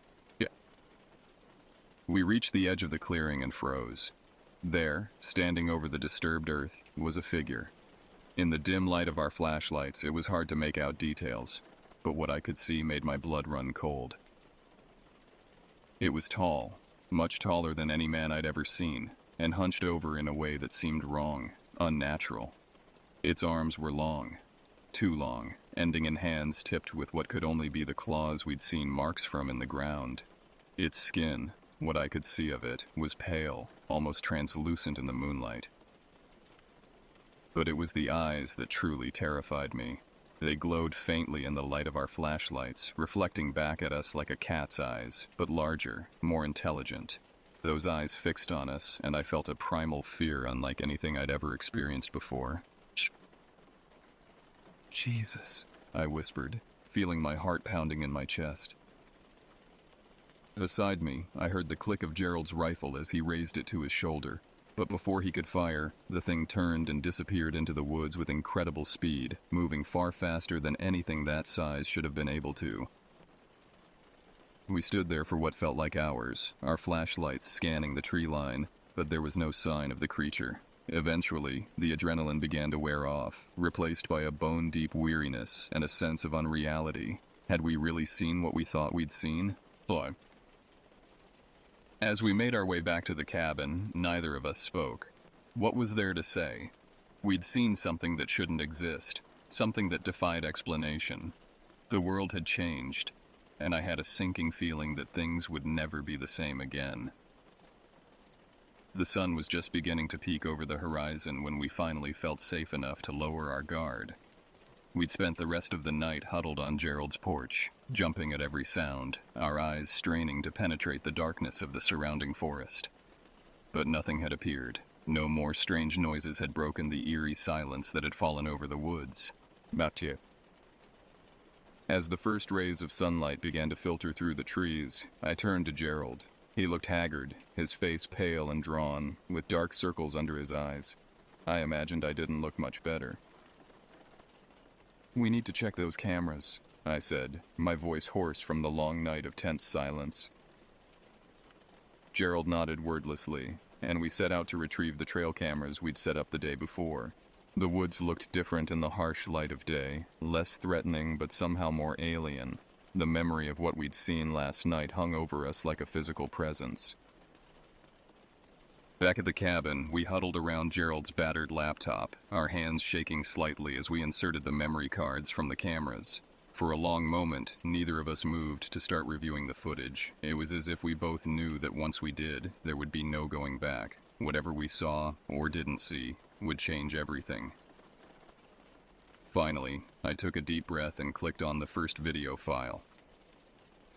Most of the footage was uneventful. Hours of the clearing sitting empty, leaves rustling in the breeze, the occasional small animal scurrying through. But then, at around midnight, something changed. The creature appeared at the edge of the frame, moving with that same unnatural speed we'd witnessed. Even on the grainy night vision footage, it was clear that this was no known animal. Its proportions were all wrong, its movements a twisted parody of something human. We watched in stunned silence as the creature moved around the clearing, sometimes on all fours, sometimes rising to its full, terrifying height. It seemed to be searching for something, its elongated head swiveling back and forth, those glowing eyes scanning the area.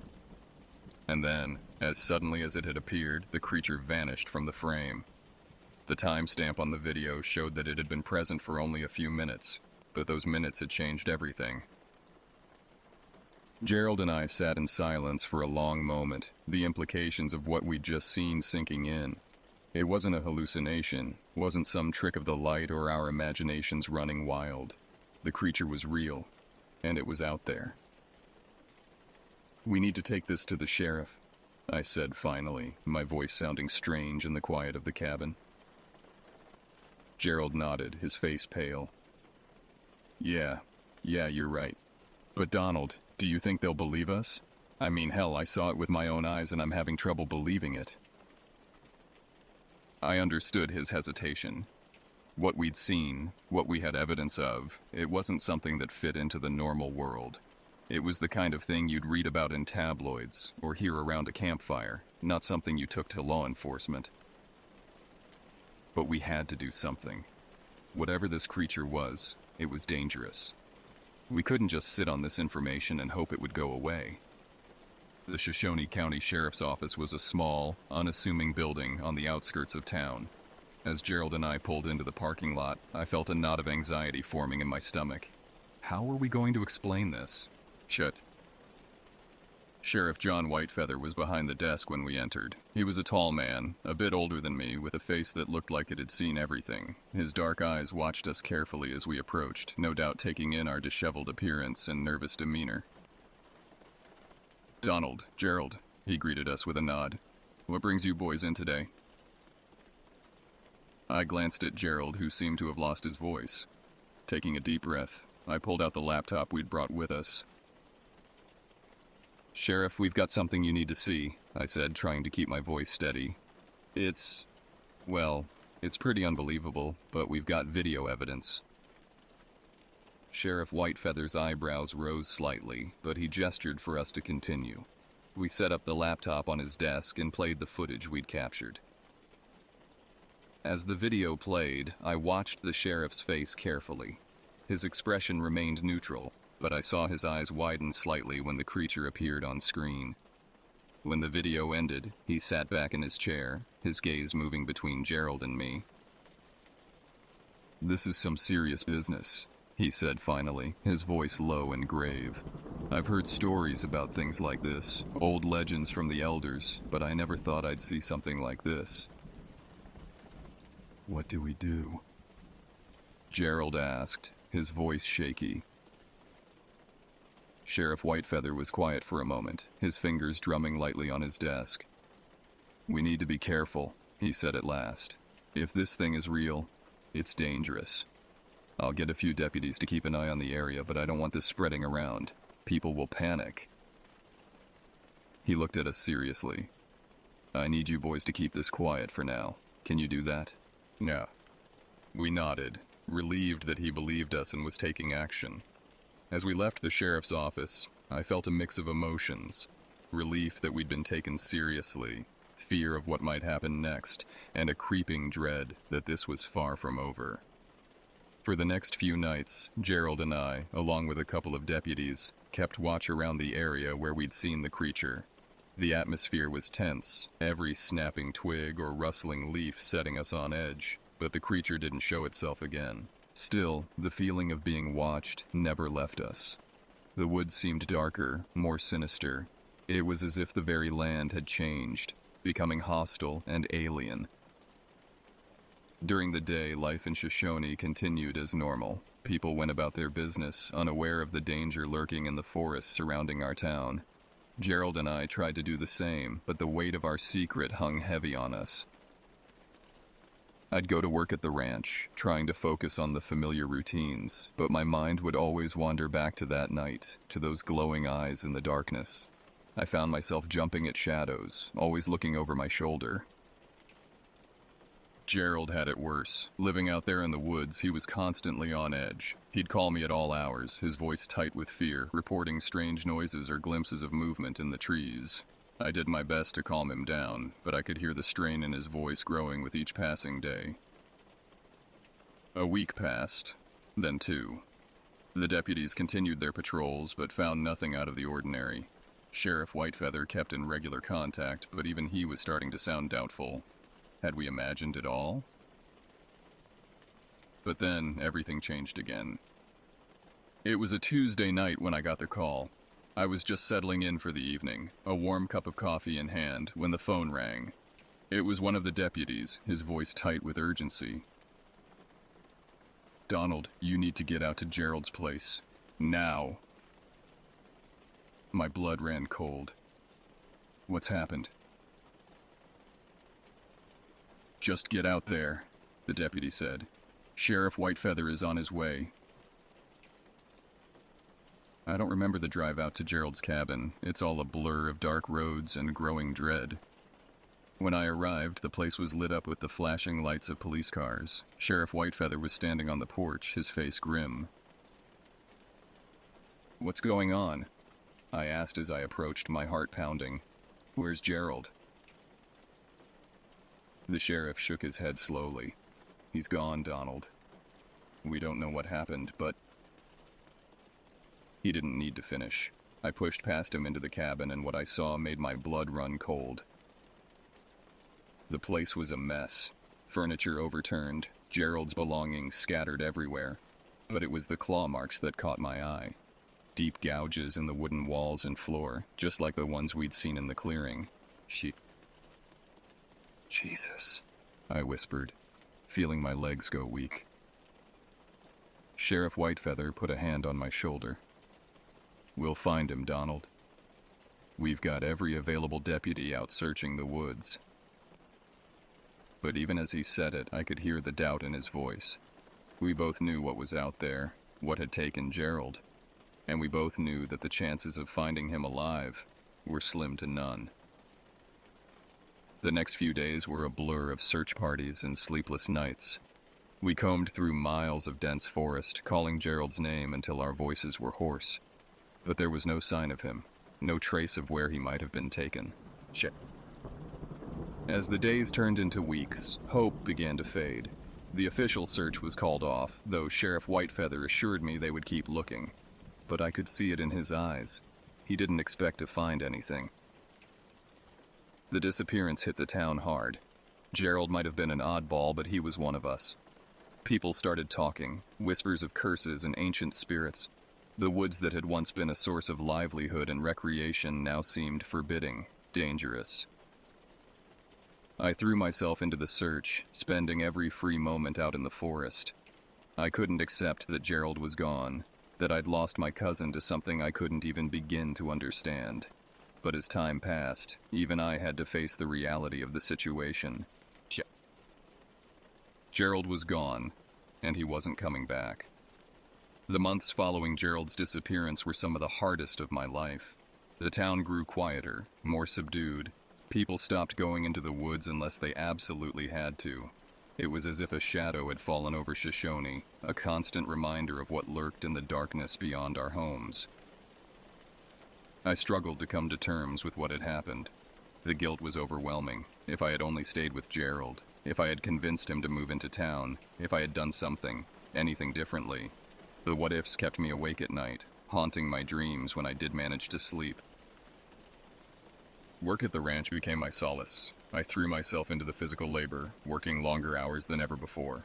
Anything to keep my mind occupied, to exhaustion myself so thoroughly that I wouldn't have the energy to think about Gerald or the creature when I finally went to bed. But no matter how hard I worked, I couldn't escape the memories. They were always there, waiting for me in the quiet moments. The image of that creature, its glowing eyes and elongated limbs, was seared into my mind. And Gerald's face, the fear in his eyes the last time I saw him, haunted me constantly. As winter settled over Shoshone, blanketing the world in white, I found myself spending more and more time alone. The cheery holiday decorations around town seemed out of place, a jarring contrast to the somber mood that had taken hold. I avoided the sympathetic looks and well-meaning but awkward conversations, preferring the solitude of my home or the open spaces of the ranch. It was during one of these solitary evenings, as I sat in my living room staring at the footage we had captured all those months ago, that I made a decision. I couldn't let this go. I couldn't move on, couldn't forget what had happened to Gerald. I needed answers, needed to understand what we had encountered out there in the woods. With a newfound sense of purpose, I began to dig deeper into the legends Sheriff Whitefeather had mentioned. I spoke to the elders in town, listened to their stories of ancient creatures that roamed the land, spirits of the forest that were neither good nor evil but something in between. One elder, a man named John Black Elk, told me about the Wendigo, a creature born of hunger and desperation. It was a cautionary tale, a warning of what could happen when a person lost their way. I didn't know if that was what we had encountered, but it was as close to an answer as I had found. As spring began to thaw the frozen landscape, I made another decision. I needed to go back to the clearing, back to where it had all started. It was time to face my fears, to confront whatever was out there. The day dawned clear and cool, a perfect Wyoming spring morning. As I drove out to Gerald's old cabin, I tried to steel myself for what lay ahead. The familiar road seemed different now, more foreboding. Every shadow between the trees seemed to hide potential danger. I parked in front of the cabin, its weathered wood even more dilapidated after months of neglect. For a long moment, I sat in my truck, gathering my courage. Then, taking a deep breath, I stepped out into the cool morning air. The woods were quiet as I made my way towards the clearing. Too quiet. There were no birds singing, no squirrels chattering in the trees. It was as if the forest itself was holding its breath, waiting. As I stepped into the clearing, memories flooded back. Gerald's face, pale with fear. The creature, its inhuman form silhouetted against the night sky. The deep gouges in the earth, evidence of something beyond our understanding. I stood there, in the center of the clearing, my heart pounding in my chest. "Gerald!" I called out, my voice echoing through the trees. "I'm here! I haven't forgotten you!" For a long moment, there was only silence. Then I heard it. That low, strange moan, the same sound we had heard that night so many months ago. I spun around, my eyes scanning the tree line. And there it was. The creature stood at the edge of the clearing, watching me with those glowing eyes. In the light of day, I could see it clearly for the first time. Its pale, almost translucent skin stretched over an emaciated frame. Its limbs were long and jointed in ways that seemed impossible. But it was the face that truly terrified me. A twisted, elongated visage that was almost, but not quite, human. I raised my rifle, hands shaking, but I couldn't pull the trigger. It felt like the creature was waiting for something, a message I couldn't understand. We stood there, locked in a silent confrontation for what felt like an eternity. Then, slowly, deliberately, the creature raised one of its clawed hands and pointed to the ground. I followed its gesture, my eyes landing on a spot of disturbed earth near my feet. Then, as suddenly as it had appeared, the creature turned and vanished into the trees, moving with that unnatural speed I remembered all too well. For a long moment, I stood frozen, my heart pounding in my ears. Then, driven by a mix of fear and desperate curiosity, I approached the spot the creature had indicated. Kneeling down, I began to dig with my bare hands, not knowing what I might find. My fingers struck something hard, and I pulled it from the earth. It was small and metal, covered in dirt and rust. As I brushed it clean, my breath caught in my throat. It was an old medallion, a family heirloom that Gerald had always worn around his neck. I clutched the medallion tightly, feeling a mix of emotions wash over me. Grief for my lost cousin, anger at the creature that had taken him, but also a strange sense of closure. Whatever that thing was, it had taken Gerald, but it had also left me this connection to him, this final message.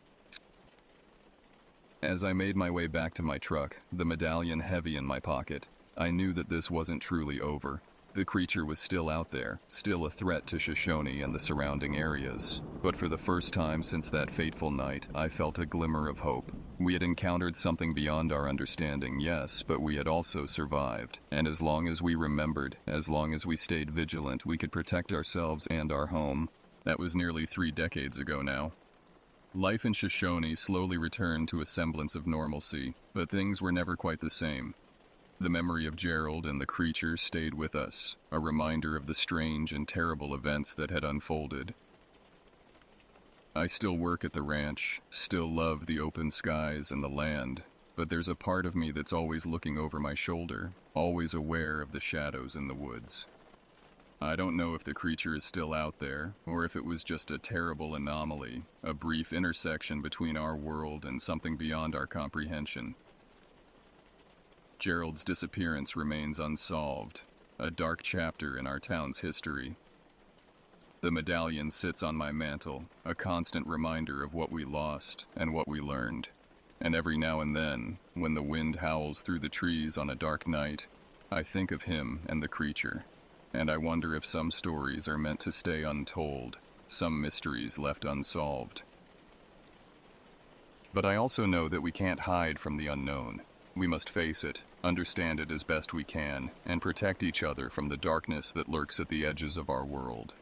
Because in the end, it's not the monsters in the woods that define us, but how we choose to confront them. And so, I remain vigilant. For Gerald, for Shoshone, for all of us who have glimpsed the shadows and lived to tell the tale.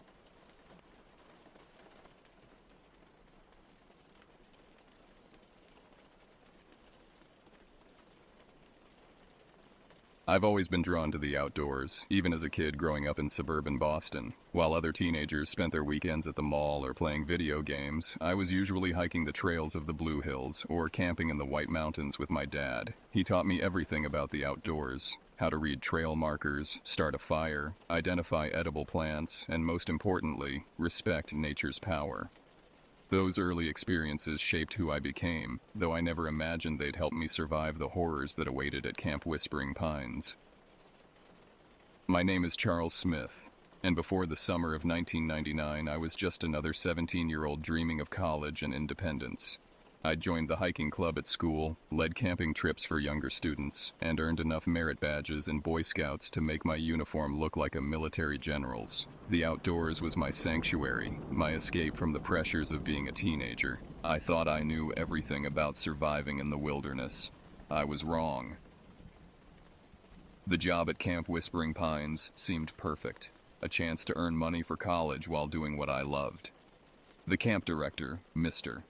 Harrison, was impressed by my outdoor experience during the interview. "We need more counselors like you, Charles," he said, his weathered face crinkling into a smile. "Someone who understands the woods."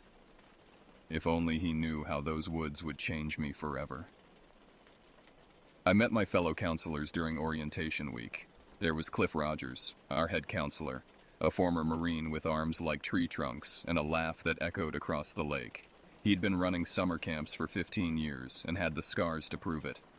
Vanessa Chen came from a wealthy family in Boston, but chose to spend her summers teaching kids rather than lounging on Martha's Vineyard.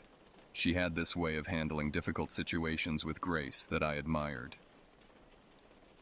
Leo Martinez was the quiet one, always strumming his guitar by the campfire and teaching kids folk songs. He'd grown up in New Mexico and had this natural ease about him that made everyone feel comfortable. Then there was Katya Petrova, a Russian exchange student studying psychology at Boston University. Her accent got thicker when she was excited, and she had this infectious enthusiasm that made even the most homesick kids smile. We bonded quickly during that first week, cleaning cabins and setting up activities. At night, we'd gather around the campfire, sharing stories and dreams. Cliff would tell us about his time in the Marines, Vanessa about her travels around the world, and Leo would play songs he'd written. Katya talked about her family back in St. Petersburg and her plans to become a child psychologist. The camp itself was tucked away in the dense forests of Vermont, about 20 miles from the nearest town. The main lodge was a massive log cabin that had stood since the 1950s, with a dining hall that could seat 200. A dozen smaller cabins dotted the shoreline of Lake Whisper, named for the way sound carried across its still waters at dawn. The surrounding woods were thick with pine and maple trees, their branches creating a canopy so dense that even midday felt like twilight in some places. It was during one of those late-night gatherings that Cliff first mentioned Sam Whitaker. "Every camp has its ghost stories," he said, poking at the fire with a stick. "But ours is different." He told us about Sam, the camp's handyman during the 1980s. A quiet man who kept to himself, living in a small cabin on the edge of camp property. One summer, after a series of strange incidents, Sam vanished into the woods. They found his cabin empty, except for dozens of photographs of sleeping campers pinned to the walls. "They searched for weeks," Cliff continued, his voice dropping to a whisper. "Found nothing but his boots by the lake, perfectly placed like he'd just stepped out of them." The fire crackled, sending sparks into the night sky. "Some say he went crazy from the isolation. Others think something in these woods got to him. All I know is, every few years, things go missing. Food from the kitchen, tools from the shed, and sometimes, late at night, you can hear singing coming from the trees." We laughed it off, of course. Ghost stories were part of camp tradition, meant to spook the kids and add excitement to their summer. But there was something in Cliff's eyes that night, a seriousness that made my skin crawl. I remember Katya crossing herself when she thought no one was looking, and Leo's fingers trembling slightly as he packed up his guitar. That first week set the stage for what would become the most horrifying summer of our lives. We were young, confident, and completely unprepared for what awaited us in those ancient woods. The signs were there from the beginning, the missing tools, the strange noises, the shadows that seemed to move against the wind. But we ignored them, wrapped in our bubble of summer camp enthusiasm and youth's eternal optimism. Looking back now, I wonder if any of us could have prevented what happened. If we'd paid more attention to the warnings, taken Cliff's story more seriously, maybe things would have turned out differently. But you can't change the past, no matter how much it haunts you. And that summer at Camp Whispering Pines haunts me more than any ghost story ever could. The idea for the overnight hike came from Vanessa. We were 3 weeks into the summer session, and she thought it would be good for the older campers to experience a real wilderness adventure. "Something they'll remember forever," she said during our staff meeting. If only she knew how prophetic those words would become. Planning began immediately. Cliff pulled out topographic maps of the surrounding forest, spreading them across the dining hall table after the kids had gone to bed.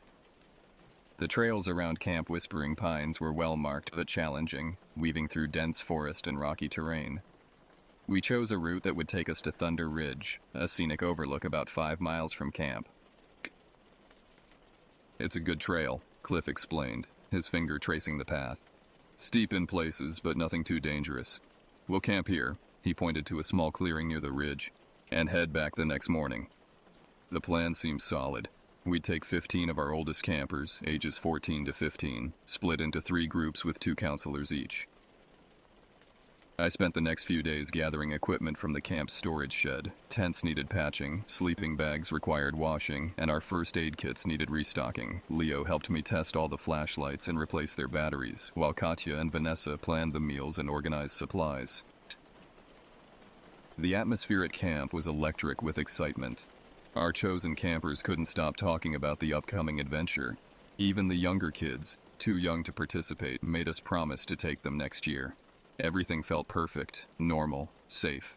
We had no way of knowing we were preparing for a journey into nightmare.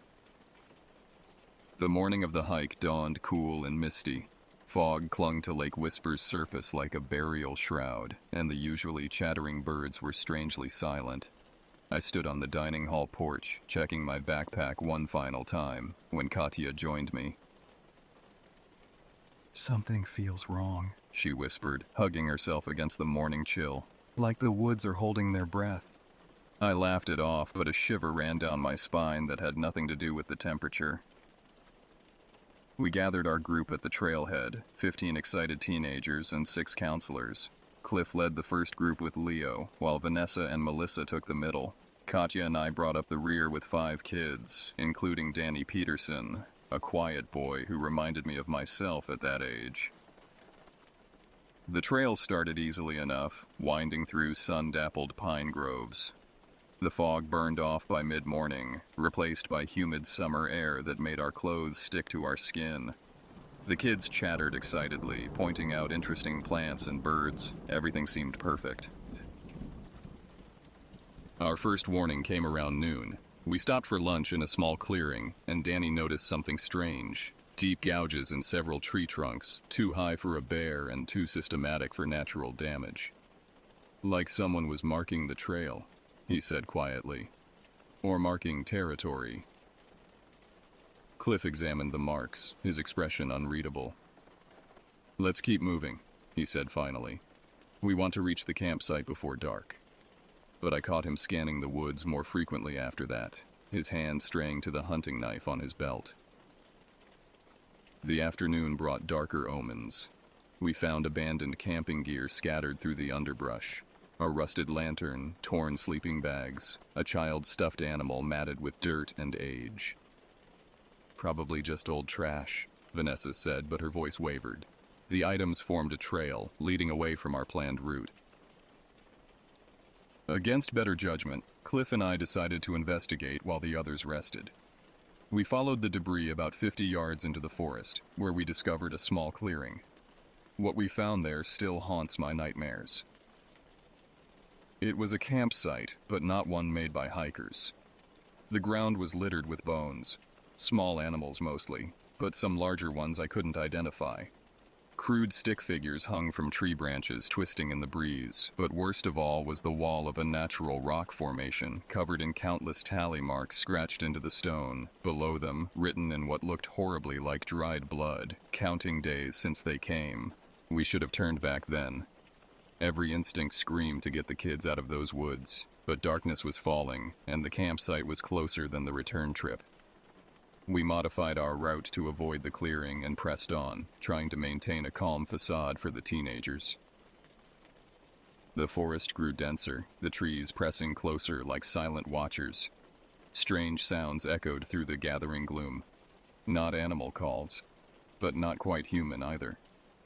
A low, rhythmic drumming seemed to pulse from the earth itself, though none of us could agree on its source. Danny walked closer to me, his face pale. "I keep seeing shadows moving," he whispered. "When I look directly, they're gone." Other kids reported similar experiences. Glimpses of something tall and thin slipping between trees, voices calling their names from the darkness. We never reached the campsite.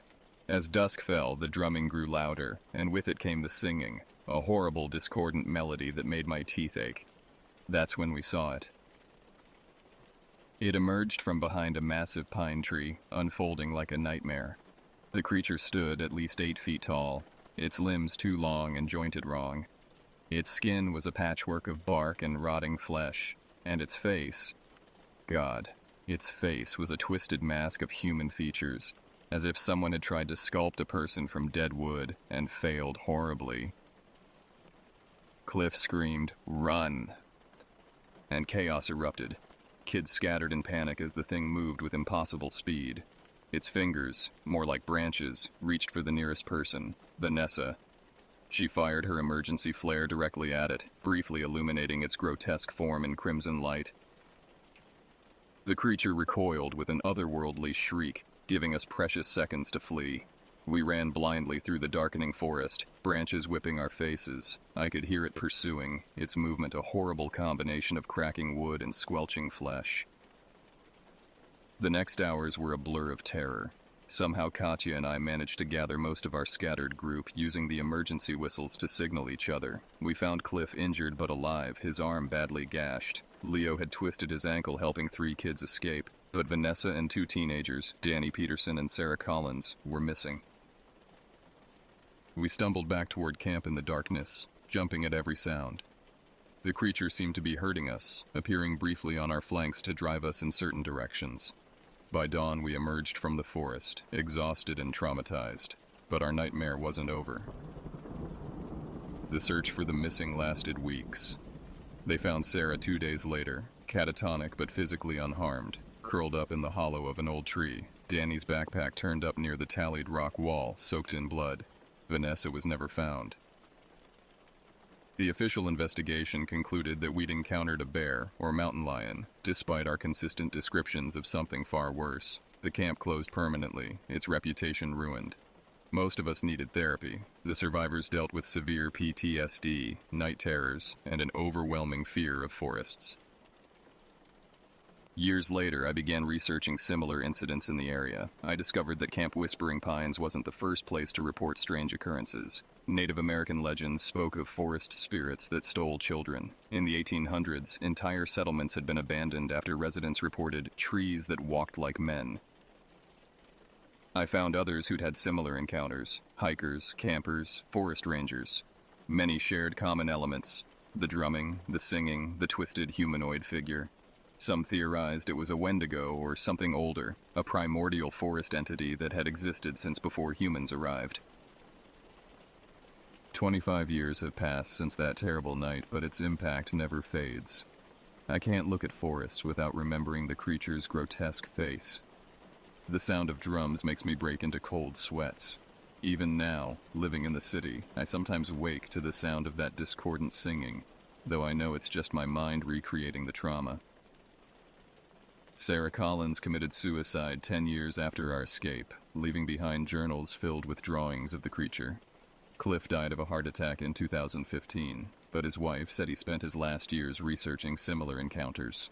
Leo turned his experience into music, creating haunting melodies that he swears came to him in nightmares. Katya became a researcher, dedicating her life to studying the psychological effects of traumatic encounters with the unknown. As for me, I've learned to live with the memories, though they never stop haunting me. I tell this story not to frighten, but to warn. Something ancient and malevolent dwells in those Vermont woods, something that doesn't belong in our rational world. The forests hold secrets darker than we can imagine, and sometimes, when I look at satellite photos of the endless green expanse of wilderness, I wonder, how many more of these entities are out there, watching and waiting from behind the trees? I still have the journal I kept that summer, and sometimes I read my final entry, written the day after our escape. The greatest horror isn't that monsters exist. It's that they've always been here, hiding in plain sight, and we're only now beginning to glimpse their true nature.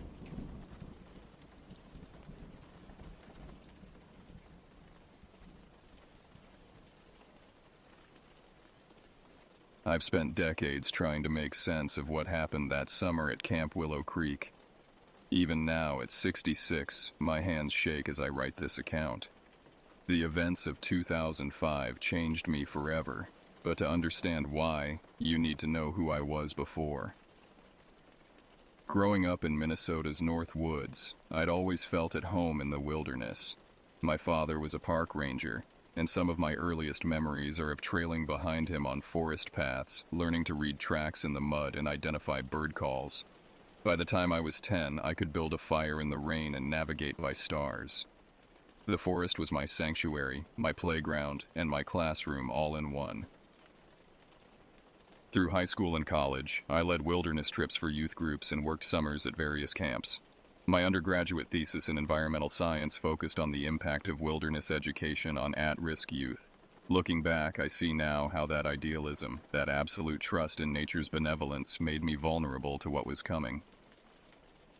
I met Todd Reynolds during my senior year at the University of Minnesota. We were both taking an advanced wilderness first aid course, and his infectious laugh caught my attention first. He was everything I wasn't, spontaneous where I was methodical, outgoing where I was reserved. But we shared a deep love for the outdoors and a desire to make a difference in kids' lives. When we graduated in spring 2005, we were both burned out from academics. Todd found the job listing for Camp Willow Creek, experienced counselors needed for traditional wilderness camp in Montana's Bitterroot Mountains. It seemed perfect, a chance to decompress while doing what we loved.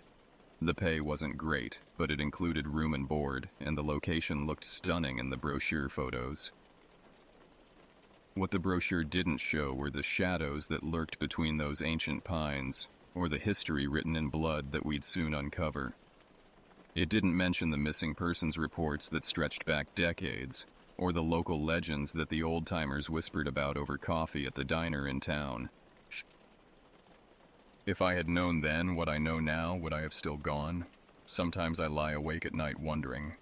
But then I think about Jeremy, and I know that someone needed to be there. Someone needed to end it, even if the cost was my peace of mind. Camp Willow Creek looked exactly like you'd expect a traditional summer camp to look, almost too perfect, like something from a movie set. The main lodge was a massive log structure with a stone fireplace that stretched 2 stories high.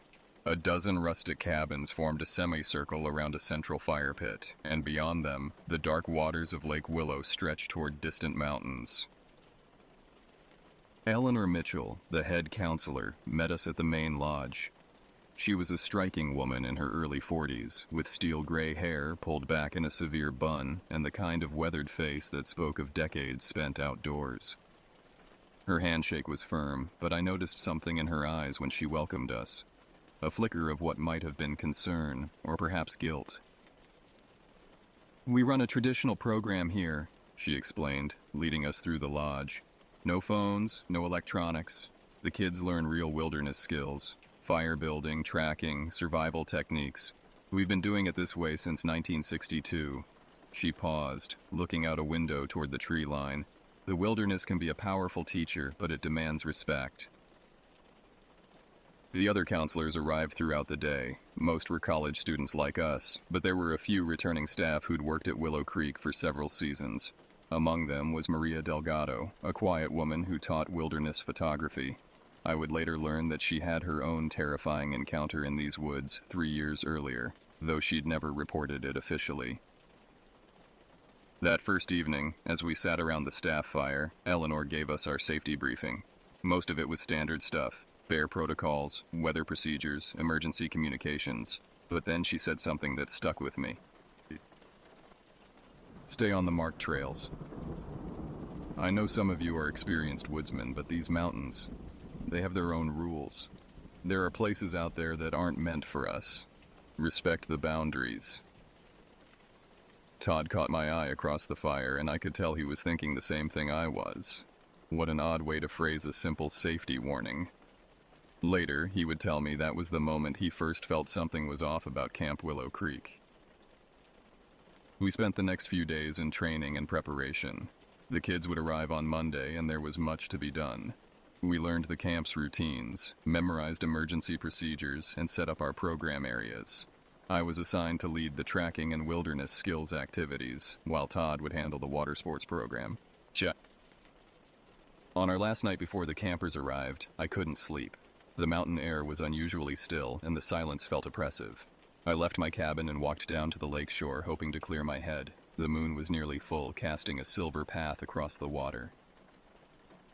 That's when I heard it for the first time. A sound that wasn't quite human and wasn't quite animal. It came from somewhere across the lake, a keening wail that made the hair on the back of my neck stand up. I told myself it was just a loon or some other night bird, but deep down, I knew better. I didn't know then that I had just heard the first warning of what was to come.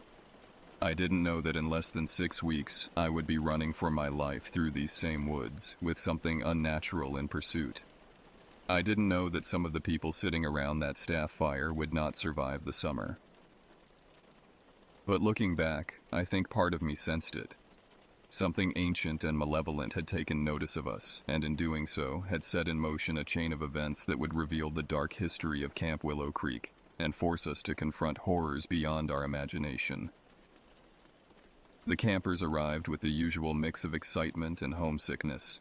Jeremy Martinez was in my group, a quiet 12-year-old with watchful eyes and a talent for sketching. He filled his notebook with detailed drawings of plants and animals we encountered on our hikes.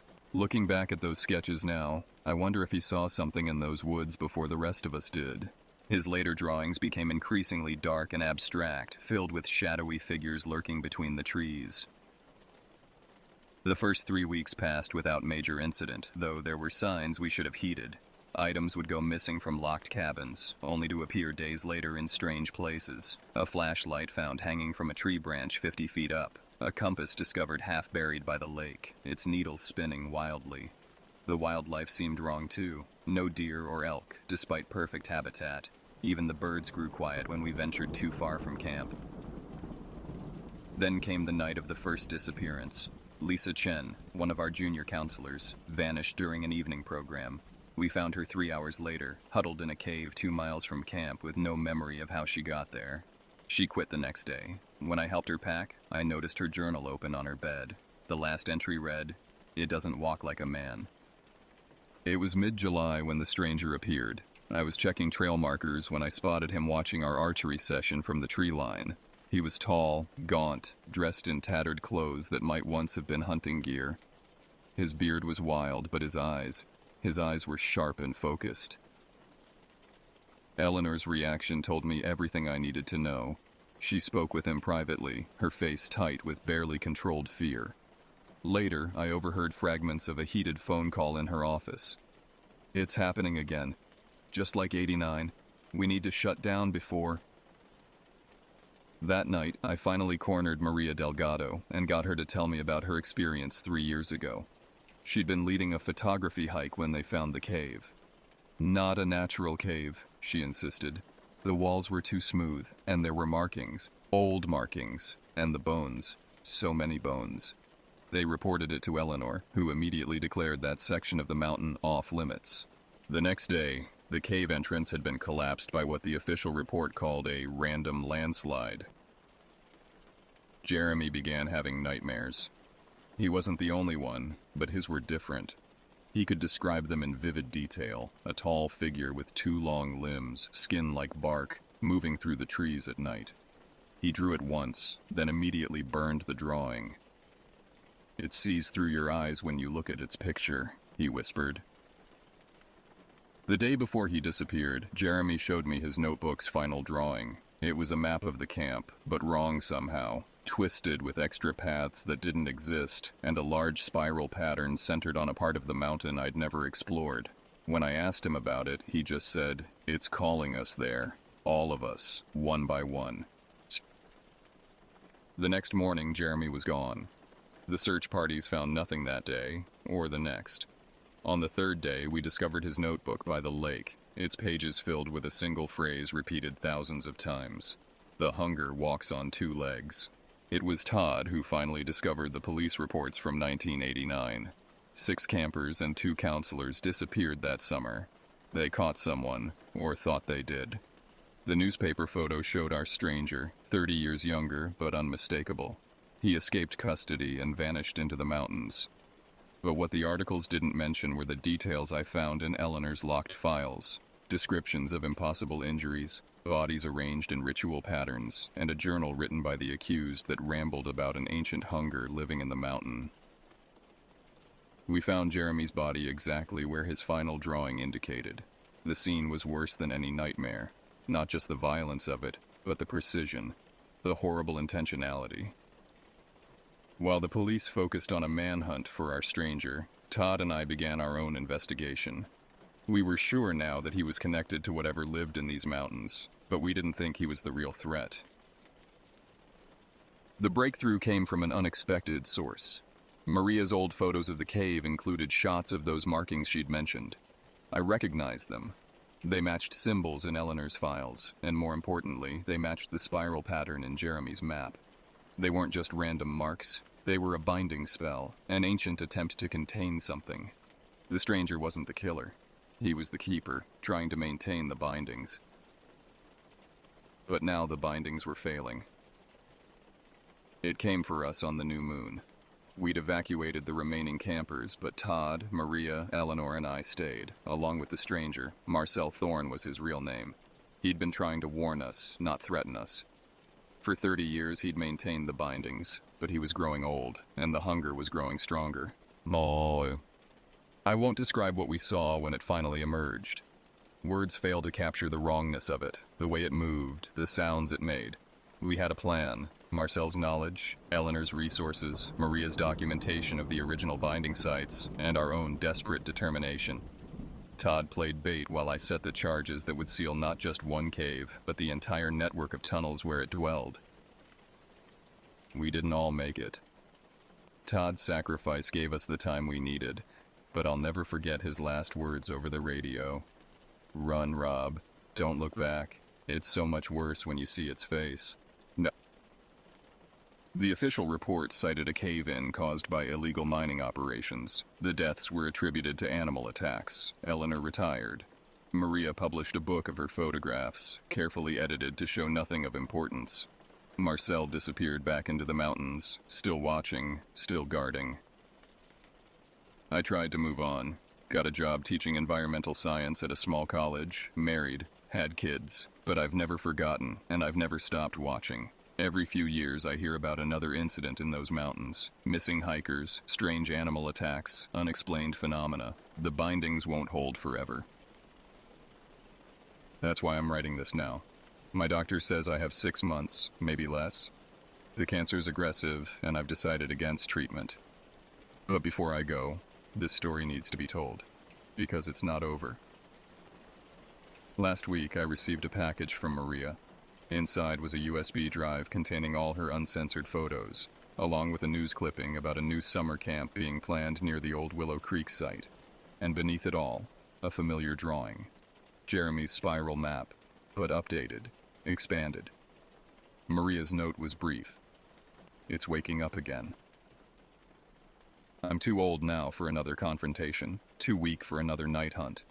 But somewhere out there, someone else will have to take up this vigil. The hunger still walks on 2 legs in those mountains, and the bindings are failing. Yes, all. If you're reading this, and you start noticing the signs, missing items appearing in strange places, wildlife acting wrong, drawings that shouldn't exist, don't ignore them like we did. Don't wait until it's too late. Remember Jeremy. Remember Todd. Remember that some darkness can't be beaten, only contained. And remember that in the deep woods of Montana, there are trails that don't appear on any map, leading to places where ancient hungers wait to wake. 3 months after completing this account, Robert Johnson passed away peacefully in his sleep. His widow reports that in his final days, he spoke frequently of hearing singing from the woods behind their house. The day after his death, park rangers in Montana reported unusual animal activity near the old Camp Willow Creek site. All hiking trails in the area have been temporarily closed due to environmental concerns. The hunger walks still.